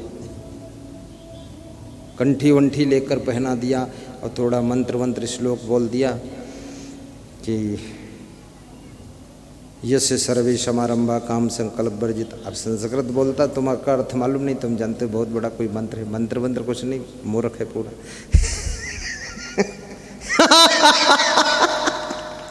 ये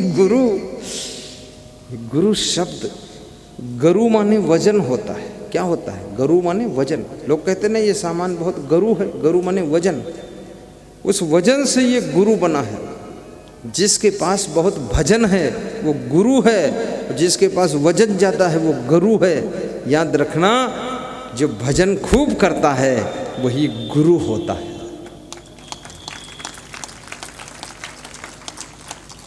गु कहिए अंधकार को, रू कहिए प्रकाश।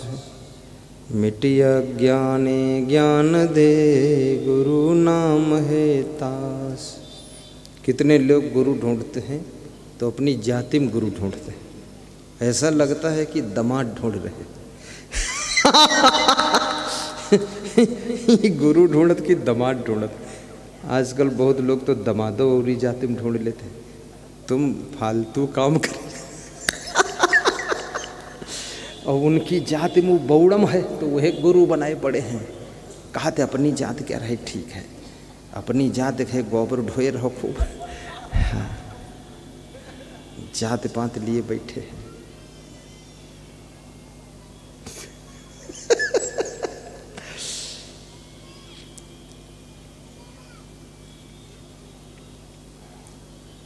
गुरु पद पंकज सेवा तीसर भक्ति अमान।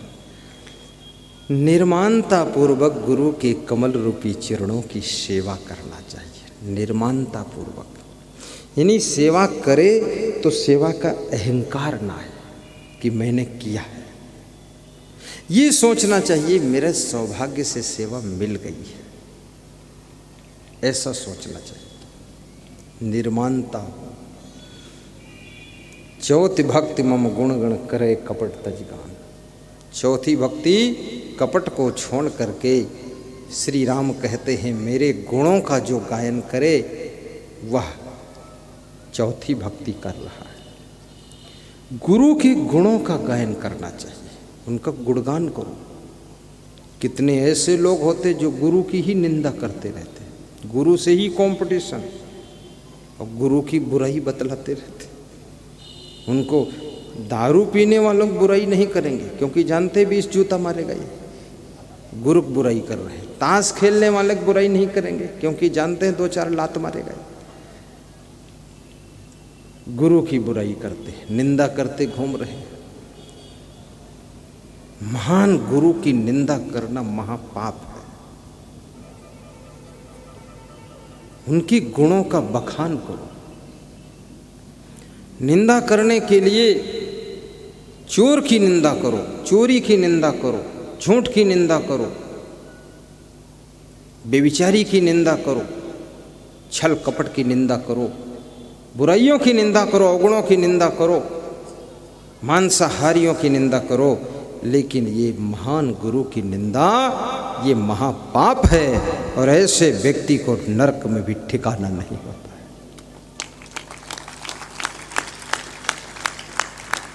गुरु की निंदा कबहु न करई, धर्ममयी अंतस यही भांति, मार्ग विघ्न न ताहि भेटाती।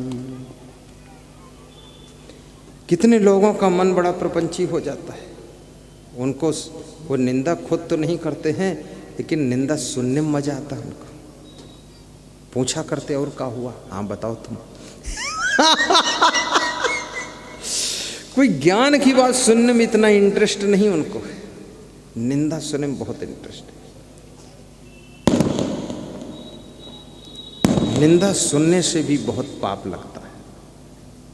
ये सब प्रपंच ही तो है, फालतू सुन सुनकर अपना टाइम बर्बाद करो। बस समझ लिया एक बार, बात खत्म। कोटा राजस्थान का DYSP सत्संग में आया तो मैंने बोलने को 2 मिनट समय दिया तो उसने सब भक्तों को यही बताया कि मैं भी गुरु का भक्त हूँ, कंठी माला पहना हूँ, गुरुमंत्र लिया हूँ, नामदान लिया हूँ। तुम लोग कुछ और ज़्यादा नहीं कर सकते हो, लेकिन गुरु के गुणों का बखान जहाँ बैठो वहाँ किया करो। इस गुणगान करने से रामायण की चौथी भक्ति सफल होती है और जिससे तुम्हें चारों धाम का फल मिलता है। थोड़ा जोर से ताली बजाया करो।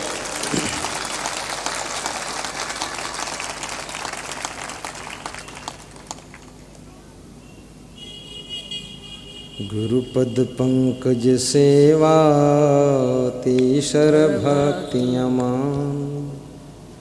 चौथी भक्ति मम गुण गण करे कपट तज ज्ञान।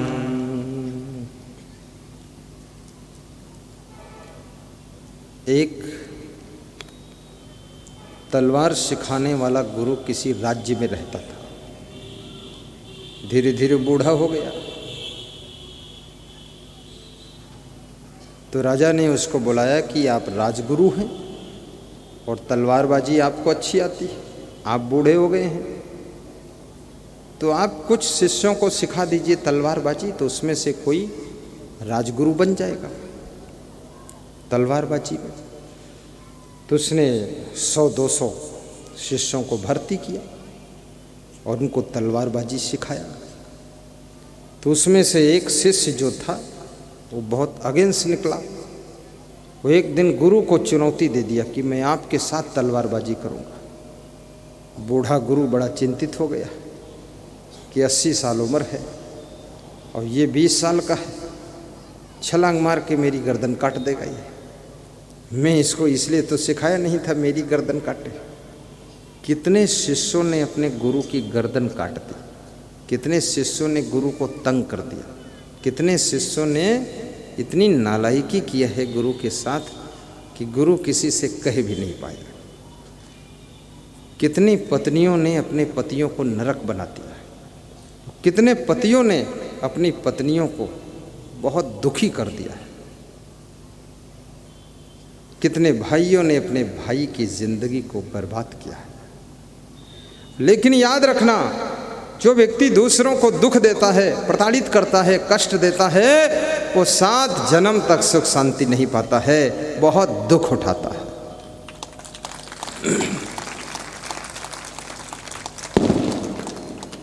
गुरु चिंतित हो गया। गुरु सोचा अब क्या करूं, अब चुनौती ना स्वीकार करूं तो भी हंसी का पात्र बनूं। तो गुरु ने तलवार बनाने वाले के घर जाकर कहा कि एक 15 फीट लंबी म्यान बना दो। अब वो शिष्य पता लगा रहा था कि गुरु क्या कर रहा है, क्या इंतजाम कर रहा है। तो उसको पता चला कि 15 फीट लंबी म्यान गुरु बनवा रहा है। तो इसका मतलब 15 फीट लंबी तलवार लेकर आएगा मेरा गुरु, दूर से ही मार देगा मुझको। तो शिष्य जो था तलवार बनाने वाले दूसरे मिस्त्री के घर गया, बोला 16 फीट लंबी तलवार म्यान दोनों तैयार कर दो, मैं 1 फीट और दूर से मार दूंगा गुरु को।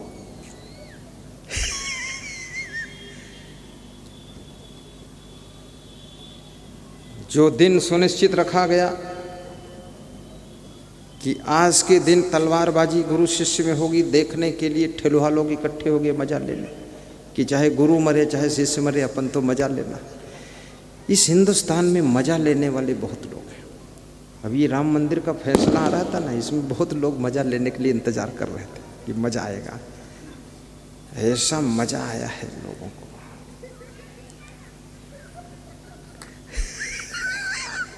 बहुत मजेदार लोग हिंदुस्तान में।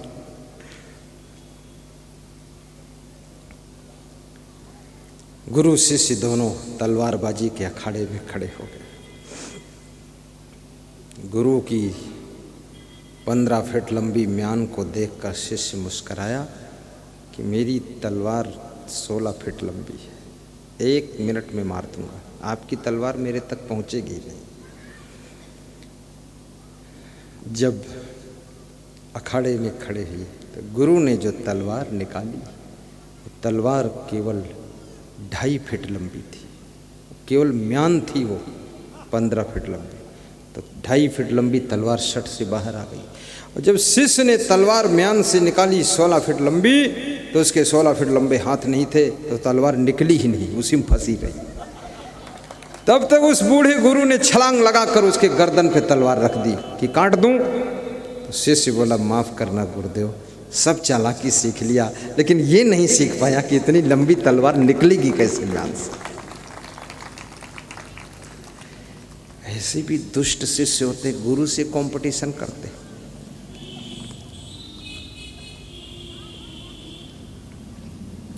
गुरु के कमल रूपी चरणों की सेवा कीजिए। मान सम्मान पूजापा इसके लालच में साधु वाधु मत बनिए। कितने लोग साधु बनते सोचते जहाँ जाएंगे तो लोग कहेंगे स्वामी जी स्वामी जी स्वामी जी। और मूर्ख लोग भी है, जिसको देखता उसको बोलता स्वामी जी स्वामी जी। अरे ये स्वामी है, इसकी तो कितनी बदनामी है। गुजरात में पीटा गया तो महाराष्ट्र में स्वामी बनकर घूमता है, और महाराष्ट्र में ठोका गया तो यूपी में नमामि बनकर घूमता है, और यूपी में लात खाया तो उत्तराखंड में चंदन लगाए घूम रहा, गधा कहीं का। हाँ, ये कौन मॉडल का स्वामी है? इसलिए हर व्यक्ति को सम्मान भी नहीं देना चाहिए। गलत व्यक्ति को जब सम्मान देते हो तो गलतियां करने का बढ़ावा मिलता है समाज के लोगों को। इसलिए गलत लोगों को सम्मान मत दीजिए। वास्तव में जिनमें साधुता है, त्याग है, वैराग्य है, उनका ही सम्मान होना चाहिए। ये ढोंग ढकोसला आडंबर करने वाले पाखंडी भोगी विलासी, इनका कभी सम्मान मत कीजिए, इनके निकट मत जाइए, इनसे तुम्हारा कल्याण होने वाला नहीं।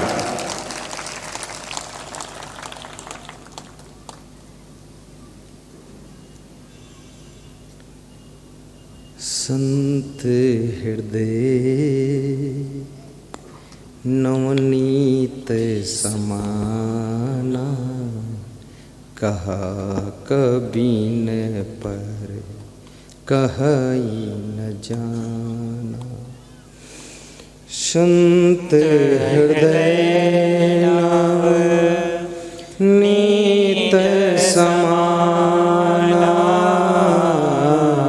कहा कबीन पर कहीं न जाना। निज परिताप द्रवहि नवनीता, पर दुख द्रवहि सो संत पुनीता। गाइए। निज परिताप द्रवहि नवनीता, पर दुख द्रवहि सो संत पुनीता। संत बिटप सरी। रामायण की चौपाइयाँ हैं, गाइए। आज मानस की कथा है। क्यों है इसलिए है, और क्यों में क्या उसमें। गाइए, मस्त है। संत बिटप सरी तागिर धरणी, परहित है तू इन्हीं की करणी। संत मिलन समय। काक भुसुंडी से गुरुड़ जी ने पूछा, सबसे बड़ा सुख कब मिलता है? काक भुसुंडी कहते हैं, जब कोई परम संत मिलता है तब सबसे बड़ा सुख मिलता है। जब शक्कर मिलती है तो मिठास मिलती है, जब फूल मिलता है तो सौंदर्य और खुशबू मिलती है। संत मिलन समय सुख जग नाही, नहीं दरिद्र सम दुख जग माही। और सबसे बड़ा दुख कब मिलता है? दरिद्रता से बड़ा कोई दुख नहीं। इसलिए याद रखना, अपने घर में दरिद्र को मत आने देना। और दरिद्र कैसे आता है? जहाँ कुमति तहाँ विपत्ति निधाना, जहाँ सुमति तहाँ संपत्ति नाना। जहाँ सुमत है वहाँ नाना प्रकार की संपत्ति आती है, और जहाँ आपस में कुमत है, कलह कलेश है, लड़ाई झगड़ा है, वहाँ पर दरिद्र आकर निवास करता है। जहाँ सुमति तहाँ संपत्ति नाना, जहाँ कुमति तहाँ विपत्ति निधान। आज इस बात को संकल्प लेकर जाइए, तुम्हारे घर में कुछ हो ना हो, लेकिन पति पत्नी कलह कलेश ना करो, पिता पुत्र राग द्वेष ना करो, और सासू और बहू लड़ाई झगड़ा ना करो। मैं गारंटी के साथ कहता हूँ, अगर तुम्हारे घर में सुमति है तो संपत्ति अपने आप आने वाली है। जहाँ सुमति तहाँ संपत्ति नाना। कितने घरों में इतनी कुमत है, 3-3 साल हो गए बहू सासू से बोलती, पड़ोसिन से खूब बोलती, सासू से नहीं बोलती। 5 साल हो गए सासू गांव भर की लेडीजों से खूब बोलती है, बहू से मुंह फुला कर रहती है। अरे ये कुमत फैलाओगे घर में दरिद्र आ जाएगा। आपके पिताजी ने कभी डांट दिया है, मन में गांठ मत बनाइए, पैर छूकर कहिए पिताजी गलती हो जाती है, माफ़ करना। बड़ों से माफ़ी मांग लेने में तुम छोटे नहीं हो जाओगे और बड़ों से अकड़बाजी करने से तुम बड़े नहीं हो जाओगे। याद रखना, जो बिना गलती के क्षमा मांग लेता है वही तो भगवान राम का रूप होता है।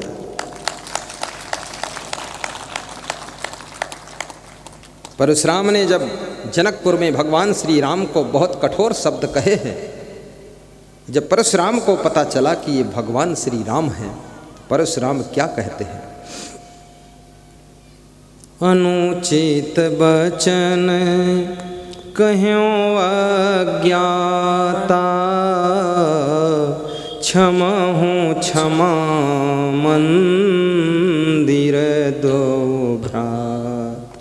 कोई क्षमा मांगे, हंस करके क्षमा कर देना और कह देना अरे क्षमा मांगने की कोई बात नहीं है, आप भी महान हो, ऐसी भूल तो कभी कभी सभी से हो जाती है। ऐसा कह करके मुस्करा कर उसको गले लगा लेना। ये मत सोचना ये क्षमा मांग रहा है इसलिए क्योंकि ये छोटा है, नहीं, इसलिए क्षमा मांग रहा है क्योंकि उसके पास में बहुत ज्ञान है। ज्ञानी ही क्षमा मांगता है, अभिमानी कभी क्षमा नहीं मांगता। इसलिए जो बहुत महान स्त्री होती है वो कभी कभी अपने पति से कहती है क्षमा कीजिएगा, आपके अनुकूल उतना काम नहीं कर पाती हूँ, लेकिन कोशिश करती हूँ कि आपके अनुकूल करूँ। और कभी कभी याद रखना, कोई महान शिष्य अपने गुरु से बिना गलती के क्षमा मांगता। परशुराम जी क्षमा मांग रहे हैं और कहते हैं राम, तुम दोनों भाई राम लक्ष्मण क्षमा के मंदिर हो, तुम दोनों मिल करके मुझे क्षमा करो। मैंने अज्ञान बस आपको अनुचित वचन कहे हैं, रे तू सठ कहा है, लेकिन आपने मेरे ऊपर क्रोध नहीं किया है, इसलिए आप मुझे क्षमा कीजिए, मैं बहुत गलती किया। कितनी बड़ी गलती हो, जब तुम क्षमा मांग लेते हो, विनम्र हो जाते हो, तो उस गलती के ताप त्रैताप संताप श्राप से तुम मुक्त हो जाते हो। और गलती कितनी छोटी हो, जब तुम अकड़ जाते हो तो उस गलती का फल बहुत बड़ा पाप भोगना पड़ता है। इसलिए कृपया गलती को स्वीकार कीजिए। क्षमाहु क्षमा मंदिर दो भ्राता, अनुचित बचन कह्यों अज्ञाता। परशुराम को क्रोध ज़्यादा आता है, लेकिन आज इस स्थान पर परशुराम की ऊंचाई बहुत बड़ी हो चुकी है, क्योंकि परशुराम जैसा भगवान वो भी अंशावतार हैं, वह क्षमा मांग रहे हैं। परशुराम ने क्षमा मांग कर दिखा दिया कि मुझ जैसा क्रोधी व्यक्ति भी क्षमा मांग लेता है। तो हे नर नारियों, तुम भी अपने घर में क्षमा मांग लिया करना। क्षमा से घर में सुमति आती है, और जहाँ सुमति होती वहाँ संपत्ति आती है। क्रोध और अहंकार से घर में कुमत पैदा होती है, और जहाँ कुमत होती है वहीं पर दरिद्र आकर निवास करता है। जहाँ दरिद्र है उससे बड़ा दुख कहीं नहीं है। नहीं दरिद्र सम दुख जग माही, संत मिलन सम सुख जग नाही। संत मिलन सम सुख जग नाही, नहीं दरिद्र सम दुख जग माही। सबके लिए आशीर्वाद है कि आपके घर में कभी दरिद्र ना आए, और यदि दरिद्र आ चुका है तो अब क्या किया जाएगा? ये जाएगा कैसे? दारिद्र्यनाशनम दानम शीलम दुर्गतिनाशनम, अज्ञाननाशिनी प्रज्ञा भावना भयनाशिनी, उद्योग नास्ति दारिद्र्यम जपतो नास्ति पातकम, मौने चा कलहो नास्ति जागरतो नास्ति भयम। मूर्खा यत्र न पूज्यन्ते धान्यम यत्र सुसंचितम नाम पत्ते कलहो नास्ति श्री स्वयं आगता। कुचैलेन दन्तमलोपधारिणं बहवासनं निष्ठुर्भाषणं च सूर्योदय चास्तामिते शयानं विमुच्यति श्री यदि चक्रपाणि। दारिद्र्यनाशनम दानम उद्योग नास्ति दारिद्र्यम। उद्योग करने से दरिद्र नष्ट होता है और दान करने से दरिद्र पूरा पूरा भाग जाता है और लक्ष्मी जी वहाँ निवास करती हैं, इसलिए दान करना चाहिए। आज हमारे एक भक्त बता रहे थे, कल मैं गौदान करने जा रहा हूँ। खड़े हो ना, अपने माँ के द्वारा गौदान कराने जा रहे हैं, एक अच्छी गाय का दान। बोले आप भी आ जाइए 11 बजे के करीब। तो मैंने कहा देखता हूँ, क्योंकि मेरा टाइम टेबल बड़ा पंचुअल और कंजेस्टेड रहता है, लेकिन धन्य है ये जो गौदान करने जा रहे हैं। मैं आपसे भी कहूँगा, गौदान न कर सको तो 2-4 लीटर दूध ही दान कर दो, और दूध न दान कर सको स्टील के डिब्बे में घी रखा, घी दान कर दो। एक माता जी ने आकर घी का डब्बा दान दिया।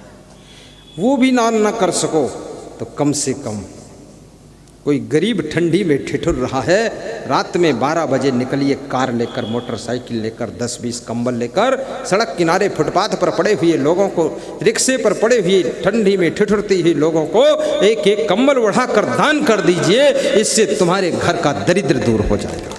बैठिए। बंसल जी, क्या नाम है बंसल जी? प्रमोद कुमार बंसल नाम है उनका। कितना प्यारा नाम है।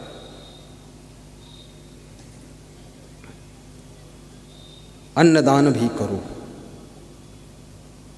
आज मैं जहाँ से विदा हुआ, बहुत बड़ा समागम था पिछले गांव में, ऐसा ही था, सब बड़ा ही है।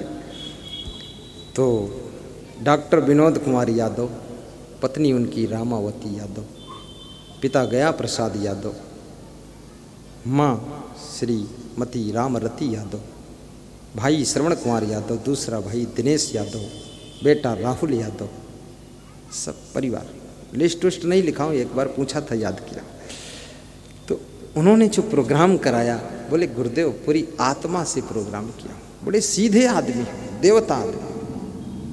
बोले हमने ज़िंदगी में इतनी फिक्र कभी नहीं किया था जितनी तुम्हारे लिए किया हूँ गुरुदेव।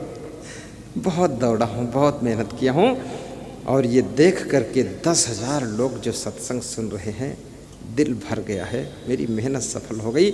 मेरी इच्छा थी कि ढोंग ढकोसा, आडंबर, अंधविश्वास, भ्रम भ्रांति, भूत प्रेत, लफड़ा तमाम फैला हुआ है, कुरीतियाँ, आपका एक बार प्रवचन करा दूं ताकि यहाँ के लोगों की आंखें खोलें तो कम से कम कि असली अध्यात्म होता क्या है।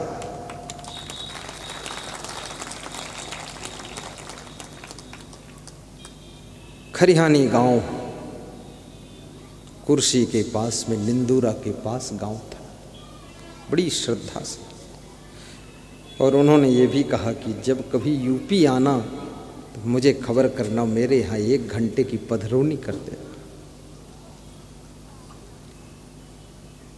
संत मिलन सम सुख जग नाही, नहीं दरिद्र सम दुख जग माही। संत मिलन सम सुख जग नाही, नहीं दरिद्र सम दुख जग माही। आपके घर में दरिद्र ना रहे, लक्ष्मी का निवास हो, और आपके घर में धन धान्य अन्न परिपूर्ण हो, किसी चीज का अभाव ना हो, आपके हृदय में श्रद्धा भाव हो, आसपास में आपका प्रभाव हो, आपका सुंदर स्वभाव हो, आपके घर में जो जरूरत है सब चीज होना चाहिए।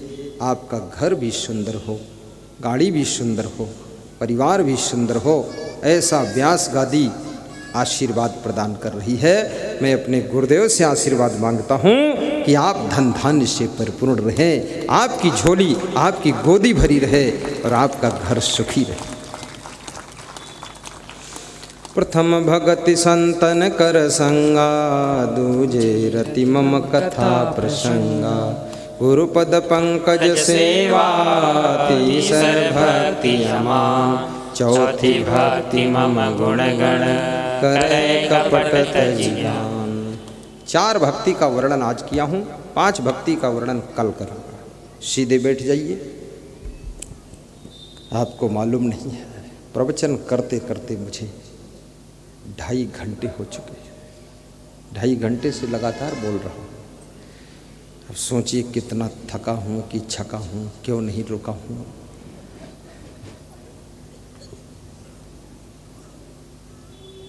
साहिब साहिब साहिब, जय श्री राम, जय श्री राम।